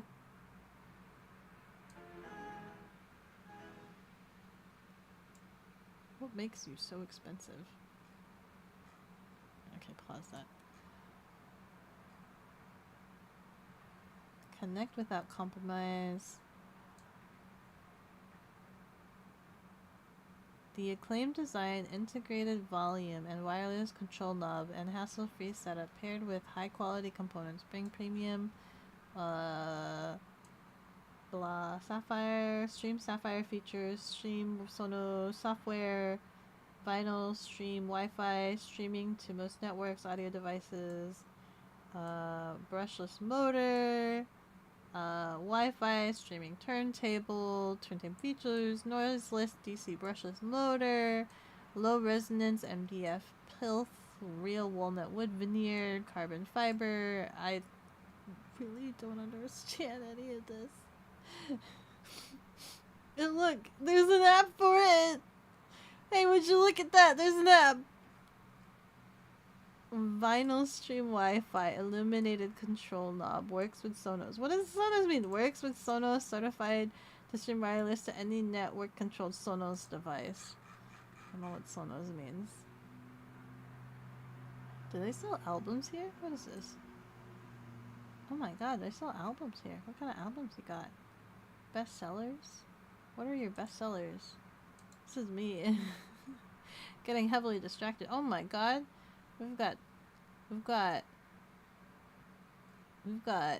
normal people.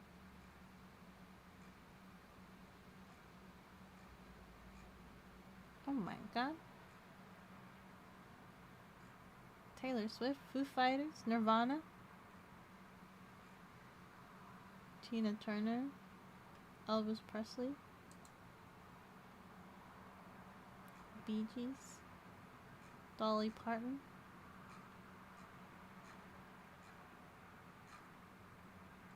Okay. Go back. This one has a tape player. Whatever this one is. I thought that I could get a Vitrola and trust that it was all good. That every single Vitrola would be all good because a lot of the antiques were Vitrola brands. But after seeing them and whatnot, I am slowly doubting and very unsure. It's been such a fun rabbit hole. I'm so lost. I'm so lost. This one has 128 reviews, 4.3 stars. This one has 95, 4.5 stars. This one has 121, 4.3 stars. 7, 8, 11. Okay. So, looking at some of these reviews. Show me the reviews. Some of these do look slick. We have 8 for 1, 10, and 5.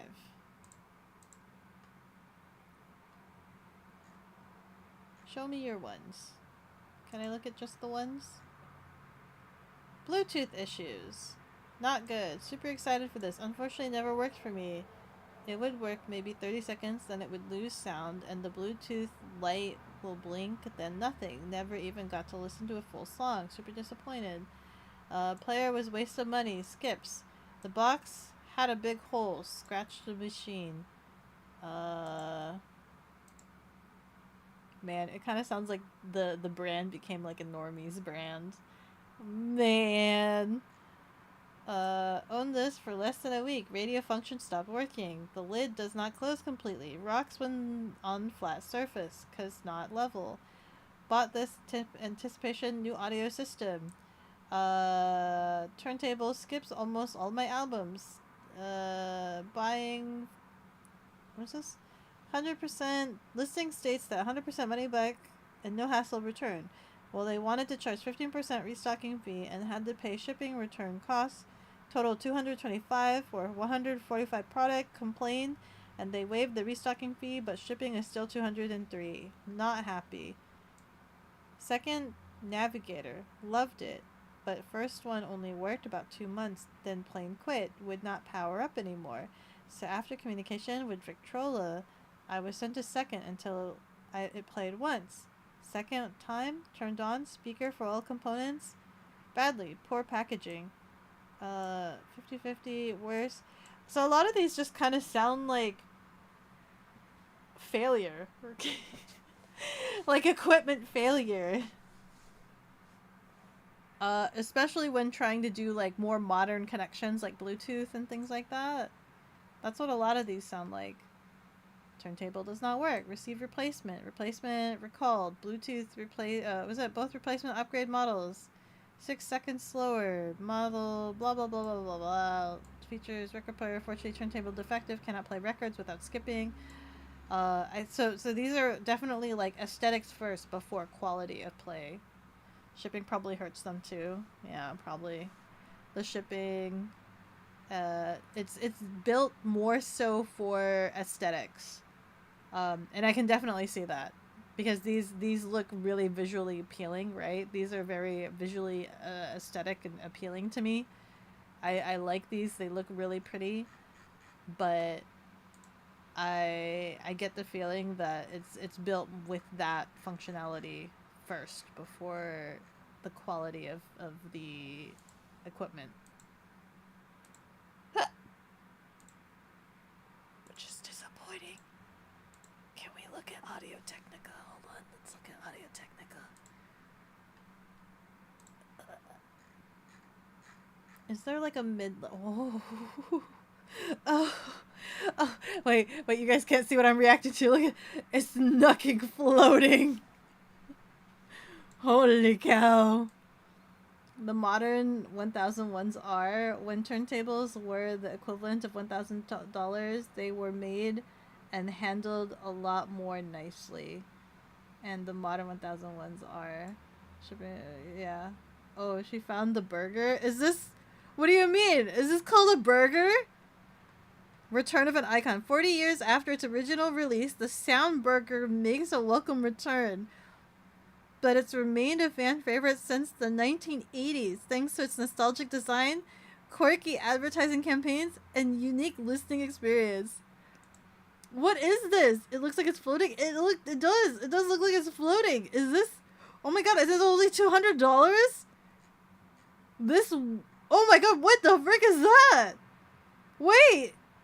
It's transport... Wait...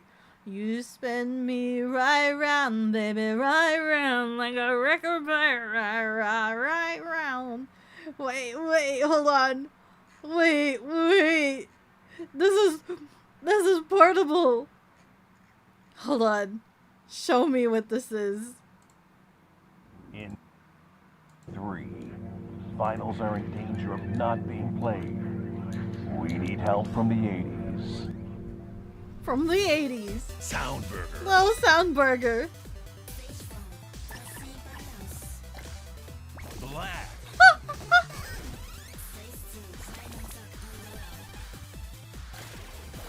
White.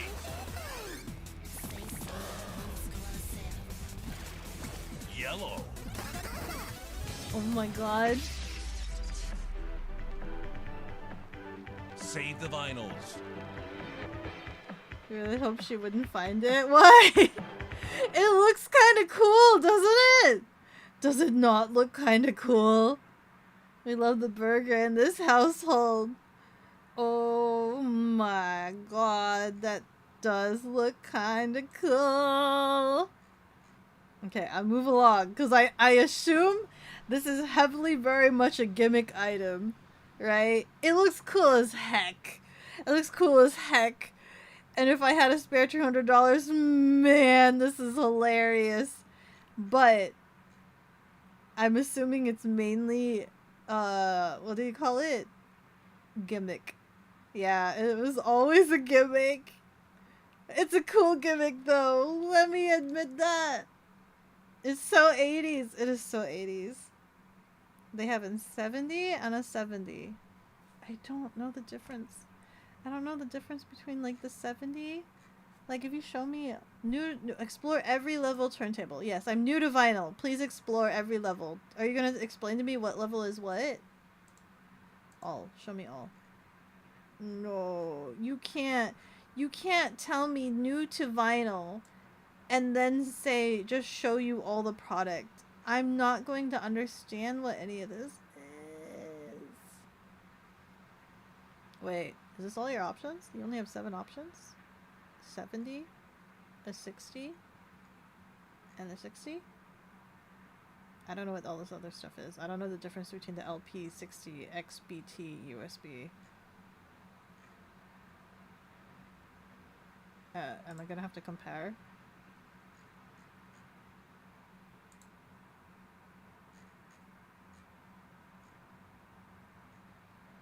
Compare. Okay, how do I look at the compare list? Comparison list. Okay, so the middle one is the cheapest one. Belt drive fully automatic. Less wow and flutter, less than 25.25. Output level, preamp phono. The other one's also a preamp. But the most expensive one does not have an output level. The most expensive one does have a USB function. And they all equal the same weight. The USB has no accessories included. But the other ones have the dust cover, felt matte platter. This is like a really terrible comparison. Because it, like, huh?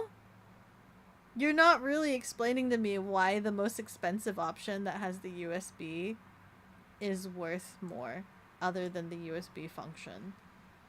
But you're showing me that it doesn't come with any accessories, and it doesn't have any stats for the output level. Are you planning to go heavy into records, Becco? I don't know. I don't know. My brain was like, listen, if it's gonna cost me more than $100, then I'd want it to be a good quality record player that will last me, and I know I don't want a suitcase. My standards are this. I don't want a suitcase, because I'd be scared of it clamping down on the record and breaking it in half. Plus, the audio quality would be kind of crunchy and not worth, like, I want to appreciate, I want to listen to the vinyl, like, the best that I possibly can within a reasonable budget of not being like a super audiophile that will drop $1,000, right? In which case, I assumed, because I'm not going for the cheapo suitcases, the price range would be at least $100. And if I'm going to spend at least $100, I'd like it to be kind of good quality, okay level. And I'd like to understand what I'm getting into. The best bang for my buck. But I am not willing to spend more than $500 on this. 100 to 200 seems feasible. 300 is a bit of a stretch, is my internal feelings about this. Right? So whatever I can get between $100 to $200 with 300 being the extreme stretch, and still have good quality being. But with that said, a lot of the Vitrolas were around the 100 ranges, and those were kind of like more aesthetics than quality. So maybe I have unrealistic expectations, and I haven't realized that yet. I haven't realized whether my expectations are unrealistic yet, because I don't understand what I'm looking at yet at the moment. Right now, the biggest ones are the ones that I've opened up here on Amazon, which is this 120, which is that 350. But that video also recommended the 60, which is 219, which isn't terrible. It has a speaker bundle, but it's Bluetooth. And then the Sony one is also okay. Question mark. I need to do more research on these products. And then whatever this was from that one video. Because I think, what was the ratings on this? This one had a 9% rating. 9%. This also is not available for purchase. So let me actually get rid of this one. Okay. So we have the Sony PS310 BT. For 250. I guess that's the price range that I actually am looking at. The 250-ish range, huh? Based off of some of these things that I'm looking at. It's because the Miffy will close. I was half hoping I could find one here from Victrola, but I'm of the mindset that I'm just going to get something that's more aesthetic than quality. Even though these were the old speaker box, talking box. This brand is ancient, right? This brand is ancient and was probably the first vinyl record players. But I get the feeling that unless I'm shilling out $500, that I'm not going to get the quality product that I'm hoping for. So I'm going to close this window. Let me double check again. If I were going by the 250... Yeah, because it literally, all of these other ones are like $200 and below, and they're all aesthetics first, and then it's just like, it makes a big jump to like $400, $500.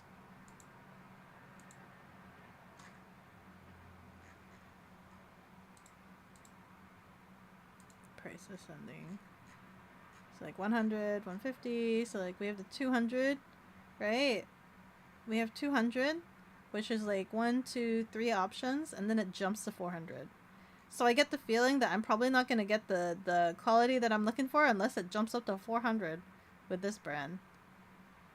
Premier T1 turntable system.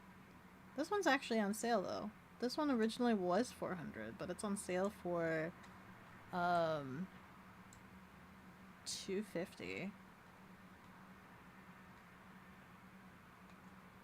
Was Premier T1, so it was 400. Is there a video for this? It does look sleek.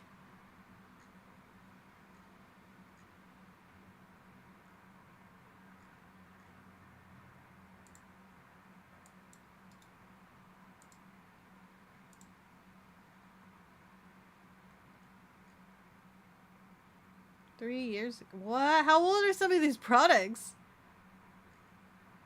2 years ago. Built-in player review.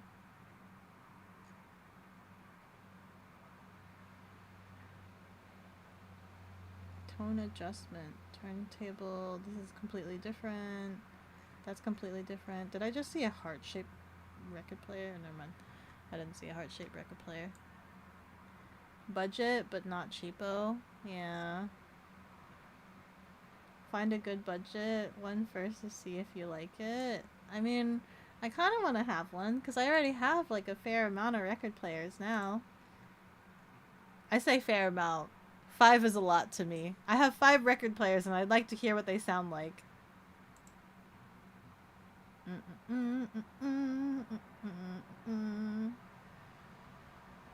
Okay, I guess this is the only one that I get to listen to now for review reference on it.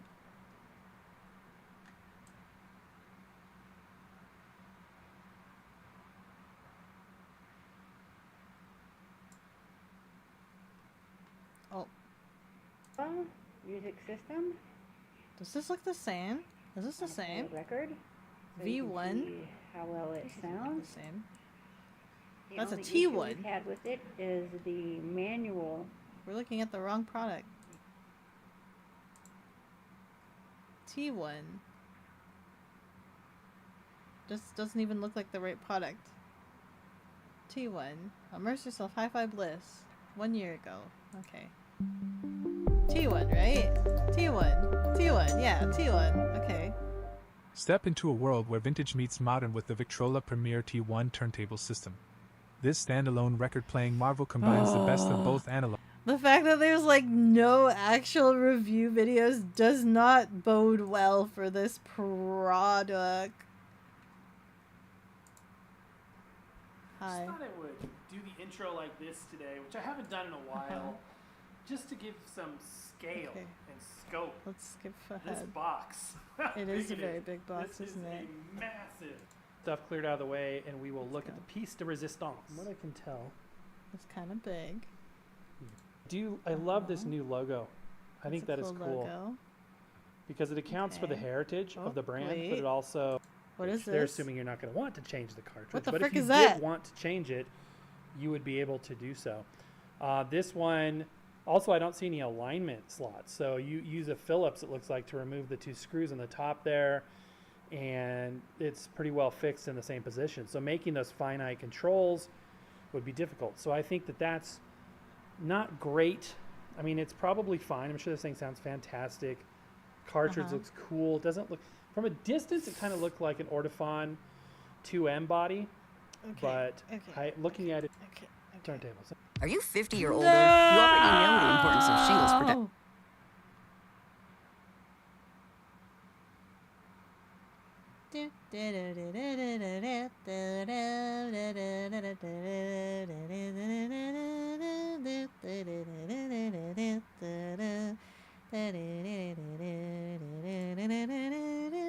The record going on it, we'll really find out what it sounds like. Yes. Also in here is a silicone. Yes. Slip mat. Rubber mat. Silicone, Yes. not rubber. Well, silicone is a kind of rubber. Very tacky.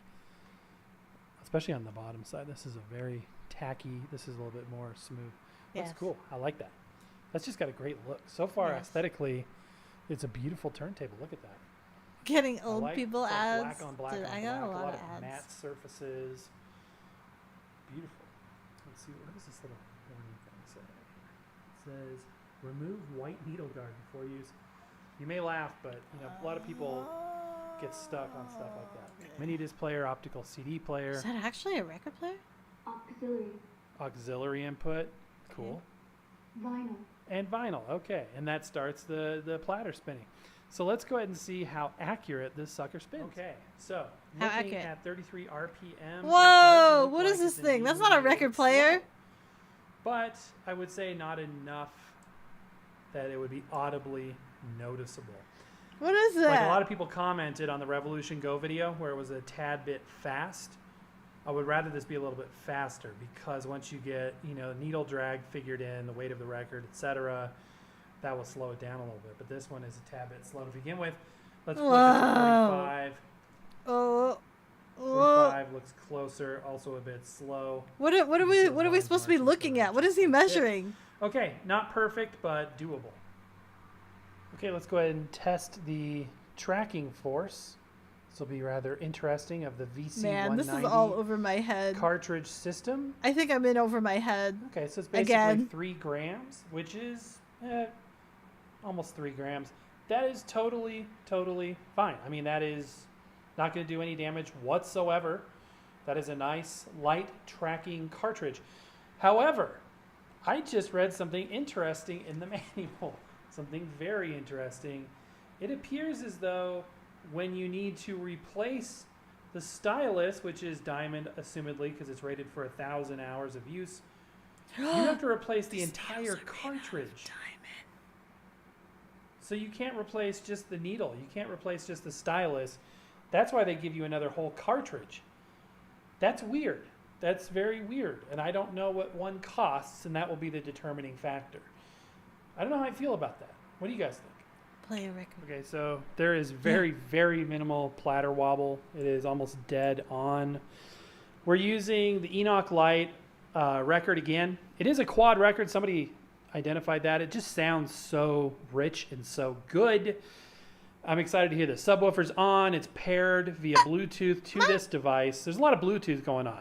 You got Bluetooth coming in and out of here if you want. You got Bluetooth between these two devices. So let's give this thing a listen. I am super excited. I'm going to switch to the front-facing stereo mics. As you can see, you're up close to it.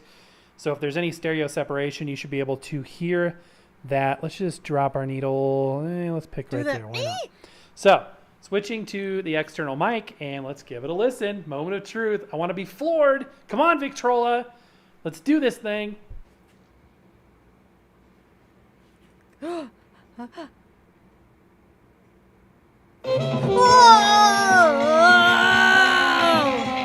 Jesus! That's what you choose to listen to first?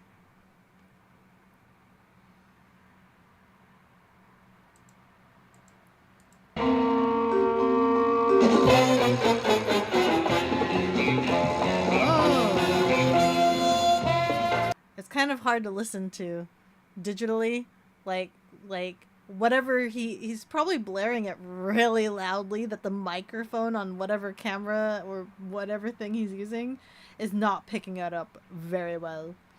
So I digress.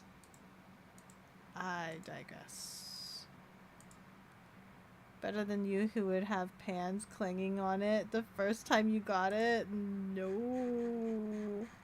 What is this one? Oh, this is the House of Myrrh. Oh yeah, we're getting rid of that one. Okay.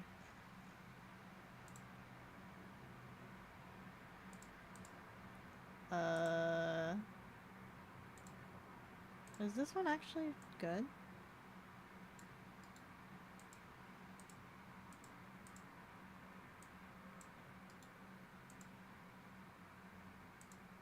This is literally how I do a lot of my research. Underrated.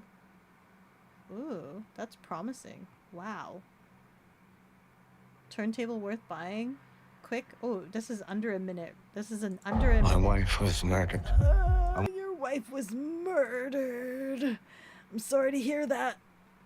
Bluetooth turntable about 3 years ago, and while I absolutely love it, there is definitely one really important thing I wish I knew before getting it. First off, the sound quality from this turntable is fantastic. It makes music sound extremely rich and detailed. To be honest, it's pretty amazing hearing the difference between this turntable and the music off my phone. It's also incredibly simple to use, either manually where you lift and place the needle on the record, or automatically where you just press the start button and let the turntable do everything for you. But the best part about this turntable is that it can be connected to Bluetooth speakers. This has made it so convenient to pair with speakers around my house and play my favorite vinyl records. However, the one thing to know is that you have to be very gentle when using the turntable in manual mode because the needle is very delicate. Now, this isn't a major issue, but it's something to be aware of, especially if you're new to using vinyl turntables. Overall, though, this has made listening to music in my house so much more fun. It's great being able to put on a record and listen to it on any Bluetooth speaker in my house. So if you're looking for a great value when it comes to turntables...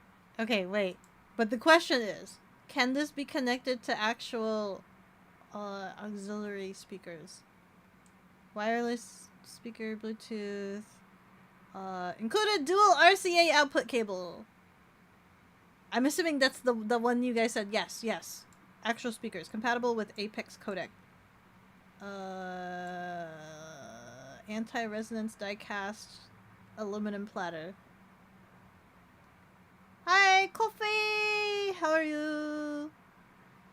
We have Beko blocking it to cover all the raunchy record grooves. A good record player should not have any feedback or distortion from the speakers. This is just stuff you remember from your father. Okay. Underrated. Unboxing or vinyl review. The thing that I really appreciate about the Audio Technica is that there's a ton of reviews, right? The fact that it's on a ton of reviews is a positive for me, because it means it's like really accessible and people are actually trying it. What to know before you buy? Let me see. This is a short one. No! RCA is the analog audio. Okay, so it is capable of the analog audio.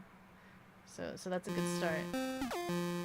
Let's go. Audio Technica's LP60X is a powerful entry-level turntable, and I want to start this by telling you there is absolutely nothing wrong with taking this route. Then I'll explain to you why I felt compelled to tell you this. But there is absolutely some things you should know before you buy one, so let's discuss it a bit. It's a fully automatic belt drive turntable where gram force for weight and anti-skating is determined at the factory before making it to you. This also means you cannot end-user adjust this, short of disassembly and a fair bit of know-how. Construction does feel cheesy with creaky plastic design, but when left alone, it's otherwise fairly sharp and clean looking. It comes with a plastic adapter for older 45s to place over the spindle in the middle, and an Audio Technica fabric poly blend anti-slip mat. The included RCA to 3.5mm is grounded on the 3.5mm side, which is important for going phono. As you may notice, there's no external for ground line on the back. On the far front left is the 3345 toggle for speeds, and to the far right is the start, stop, and the tone arm up, down, adjust. I think about it like a pause, or to select your song, you can lift it up and go find the song you're looking for. As well as on the top front right is a toggle to let the device know if you are playing a 12-inch LP or a 7-inch EP.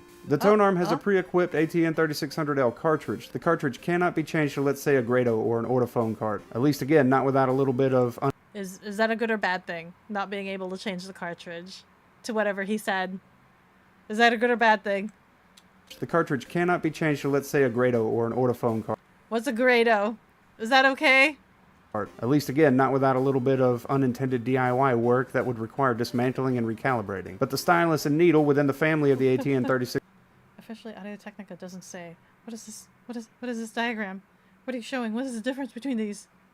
What does this mean? Probably fine unless you get really into it. Okay.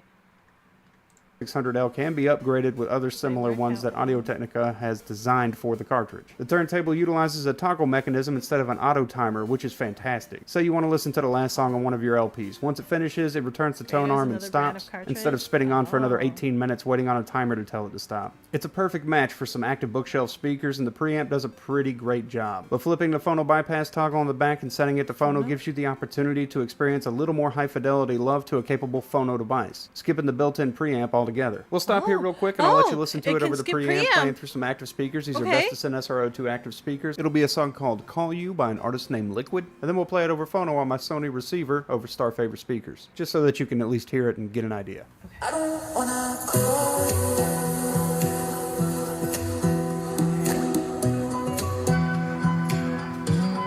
And that's as much as I will play because I think it could be copy. And then let's go to the other one. This one is... So this is passive. Keep going. And I don't remember what this one is.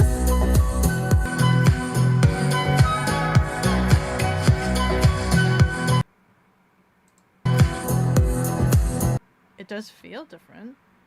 Pokey rubber grips. So while talking about it a little bit there, I know I covered some of the downs, but let me make it more plain here. This turntable is a termination point out of the box. It's made to work as it is, without tinkering, without major upgrading, without fine adjustments, and it does well. It's a great turntable if all you want is something that's good, safe, and you won't have the desire to change in the near future. This has its place, and it knows what its place is, and it is a joy to own, but it will let you down if you expect to be able to upgrade it easily by yourself. After using it for a while, you will find yourself very spoiled by how delightfully enjoyable it is to have a fully automatic turntable. So let me explain a little bit too about what I was talking about earlier. If people make you feel bad about getting something like this, don't worry about it, because this is a very polarized community. I've come to learn from reading and watching things from time to time, and it's frustrating in a way. There are people that'll tell you that if you're not getting the Riga Planar 3 with an Ortophone Black, then you just don't know. But I'm going to tell you right now, there's people that own Lin Climax turntables with the Ecos tone arm and the ecstatic moving coil cartridge, and they're going to look at people with the Riga Planar 3 and be like, yours is just a toy. So it doesn't matter where you are in the market, and don't worry about what anybody else will say. It's a fun to use, really that hard disc.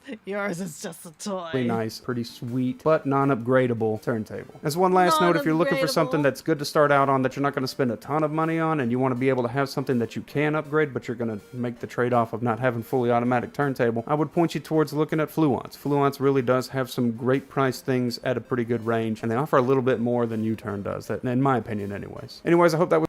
Fluence, that's a new name. Hold on. Do you have post of a Fluence? Fluence? Ah! More! Do you guys know anything about Fluence? Oh. Oh, this is not turntables.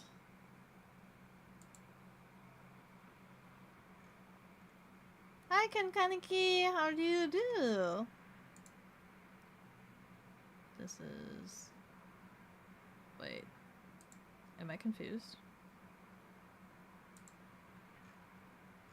Why is the one that I'm looking at $219, but the one that he listed was $150? LP 60X. LP 60X BT. What does my BT stand for? Is that the Bluetooth? That might be the Bluetooth. I'm paying extra. I'm paying extra $50 for the Bluetooth.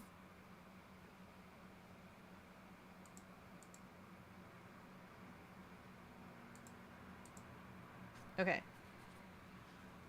Doing great. You just woke up. You remember from your father, Grados makes excellent cartridges. Very expensive. Oh, very expensive. Hi, Mommy Goth Girl. Hello. Thank you so much for the follow. With every level, I grow stronger. Thank you. Okay. This one is the actual one that we're looking for. 60XBT. Welcome back to the channel. This is Mark from Sound Masters. We are reviewing turntables again here today on the channel. It's the Audio Technica LP60XBT. So this is the Bluetooth enabled version of their entry-level automatic turntable. Let's get straight into the review. Let's go! Audio Technica have a really good reputation for building affordable but great sounding turntables, two of which I've reviewed on this channel very recently. There's fast forward. Being a fully automatic turntable, the LP60 handles all of the hard work for you. It's essentially almost as easy as using a CD player. Everything happens automatically from start to finish. This includes the raising and lowering of the tone arm. So all you have to do is place the disc on the platter and select the correct disc size, either between 12-inch or 7-inch. There is no 10-inch option, but you can still play. How common is 10-inch options? Is that going to be a problem for me? These discs by operating the turntable semi-automatically. More on this later. For those of you who are new to record players, the LP60 is about as easy as it gets really to set up. There's nothing you have to do in terms of some turntables will make you balance the tone arm, you know, set the counterweight and all this, that and the other. You don't need to do that with this. This is all preset at the factory. So all you really need to do is get the aluminium platter, place it onto the spindle, and then make sure that the drive belt, this is building something to a cost. So while this is a fully automatic design, you can still operate it manually if needs be. So remember when I mentioned the lack of support for 10-inch records? Well, there is a way around this. You can use the X button. When you move the tone arm over towards the record, the platter will start that record is smaller. Cue up the stylus until you're confident that it will land in the right place, and then lower the tone arm again using the same button you used to raise it. So as you can see, this will enable you to play those 10-inch records. Whatever you do, don't start the turntable with a 10-inch record on the platter and press start with yourself in 12-inch mode, because this will basically destroy your stylus as it will land on the felt platter mat. On that note, though, I should mention that if you do happen to make a really bad mistake and damage your stylus in any way, you can buy a replacement really cheaply. You can get them for around about the $20 mark. There's also a stylus upgrade costing around about $40, where you can upgrade from the stock conical stylus to an elliptical stylus, which will give you a little bit more detail in your sound. The sound quality of the LP60 definitely exceeds expectations given the underwhelming aesthetics and build. Yeah. For $199, it's a very capable performer. The built-in phono preamp seems to be the weakest link here, as I experienced a detectable uplift in dynamics, detail and space when using an external phono preamp. As with all built-in phono stages... Is it going to be amazing listening to vinyl records? Is it going to be amazing? Is it going to be like... It's really just a convenience that gives you the plug-and-play solution. Is it you going to can be always amazing? upgrade to an external phono preamp at a later date. Generally though, considering the price and the type of person that this turntable is aimed at, I can't see how anyone could argue with how solid this unit sounds. If I were a new record collector, I would be entirely happy with the sound of the LP60. Equally, if I was the type of music fan who simply wanted an affordable way to add vinyl playback to my, say, living room situation in terms of the listening environment, then the LP60 is definitely favourable to the likes of very cheap suitcase record players from brands like Crosley or Victrola.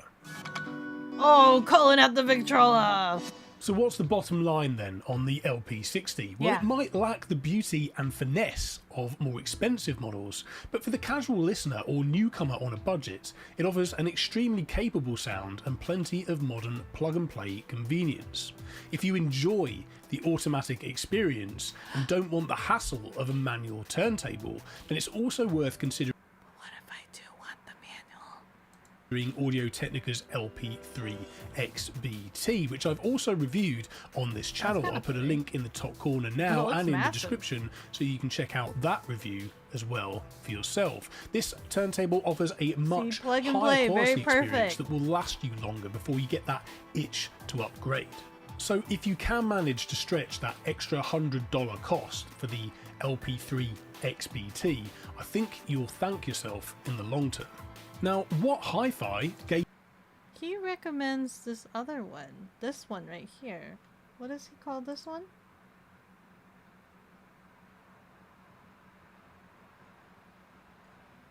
Please tell me you link the one that you actually recommend.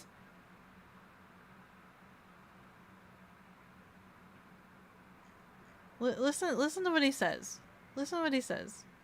If you have spare monies... And it's also worth considering Audio-Technica's LP3 XBT. So, hold on. Turntables.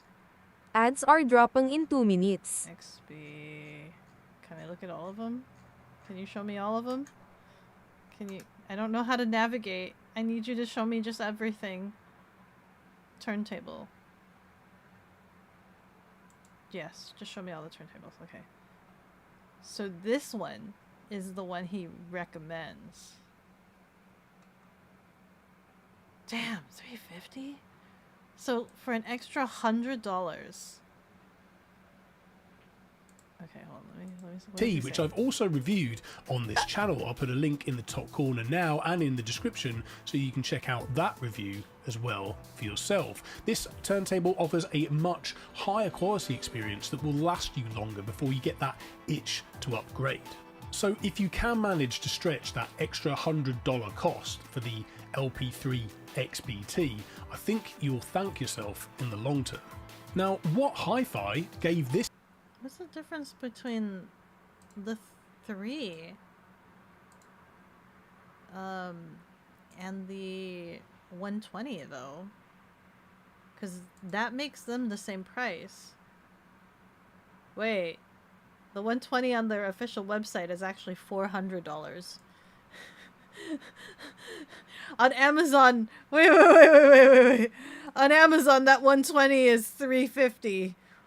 On the website, the $350 is the 3, and the 120 is the $440. It's like $100 cheaper on Amazon. Wait, he recommends the expensive one, of course. Of course he recommends the expensive one. The 120...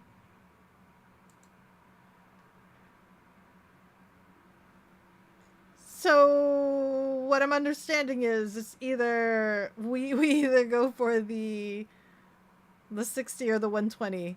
We don't bother with the 3.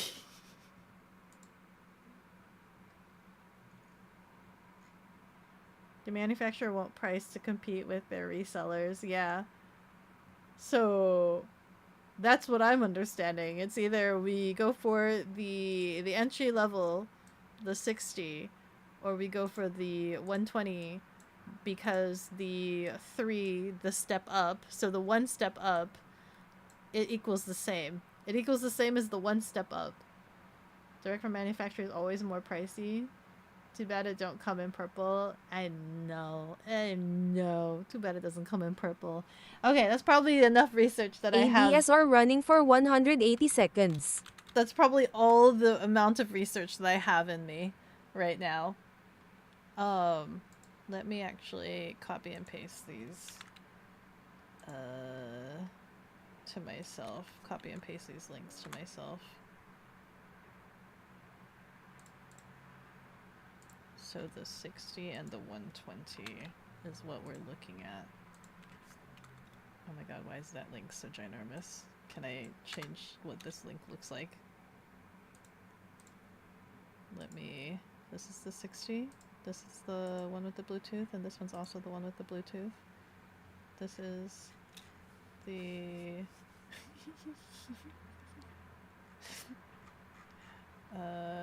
give me... copy the link. Give me a smaller link, because I like smaller link.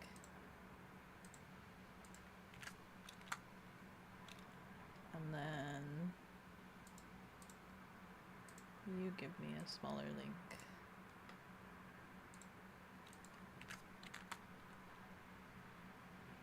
There you go. The LP3 is belt driven, some automatic features. The LP120 is direct drive. Manual and more adjustable settings. Basically, more finesse and customizability. Basically. So it basically just boils down to, am I willing to spend that extra 100? That we'll have to ponder about that. That could be something on the wish list. That could be something on the wish list. Slap that on the throat. I can't ask you to help fund that, because that's a luxury item. I don't need to have a vinyl record. That's a luxury item. I can't ask that on Throne. The LP120 has a bit nicer cartridge too, you think? I imagine. It's the most expensive. It's not most expensive, but it's the step up. It's like 2 levels up from the entry level one. So I imagine it definitely has a lot of really good features. Find every penny and you'll easily get the extra $100. I know. I need to just, you know, figure out. It's something to look into. I like being a little bit more informed and understanding a little bit more. I still don't understand too much, but I actually am very grateful that you guys understand it a lot more than me. And we're explaining some things that I was a little bit confused about, and it's going to be a slow process of me trying to learn and understand what I'm looking into, because I don't like buying anything that I don't understand, which means I'm going to have to consistently do a lot of research to understand what I'm looking at, so that I know that I'm getting a good deal or not. It's all about trying to get a good deal, right? I need to understand what I'm getting in order to know that I'm getting a good deal. Let's go ahead.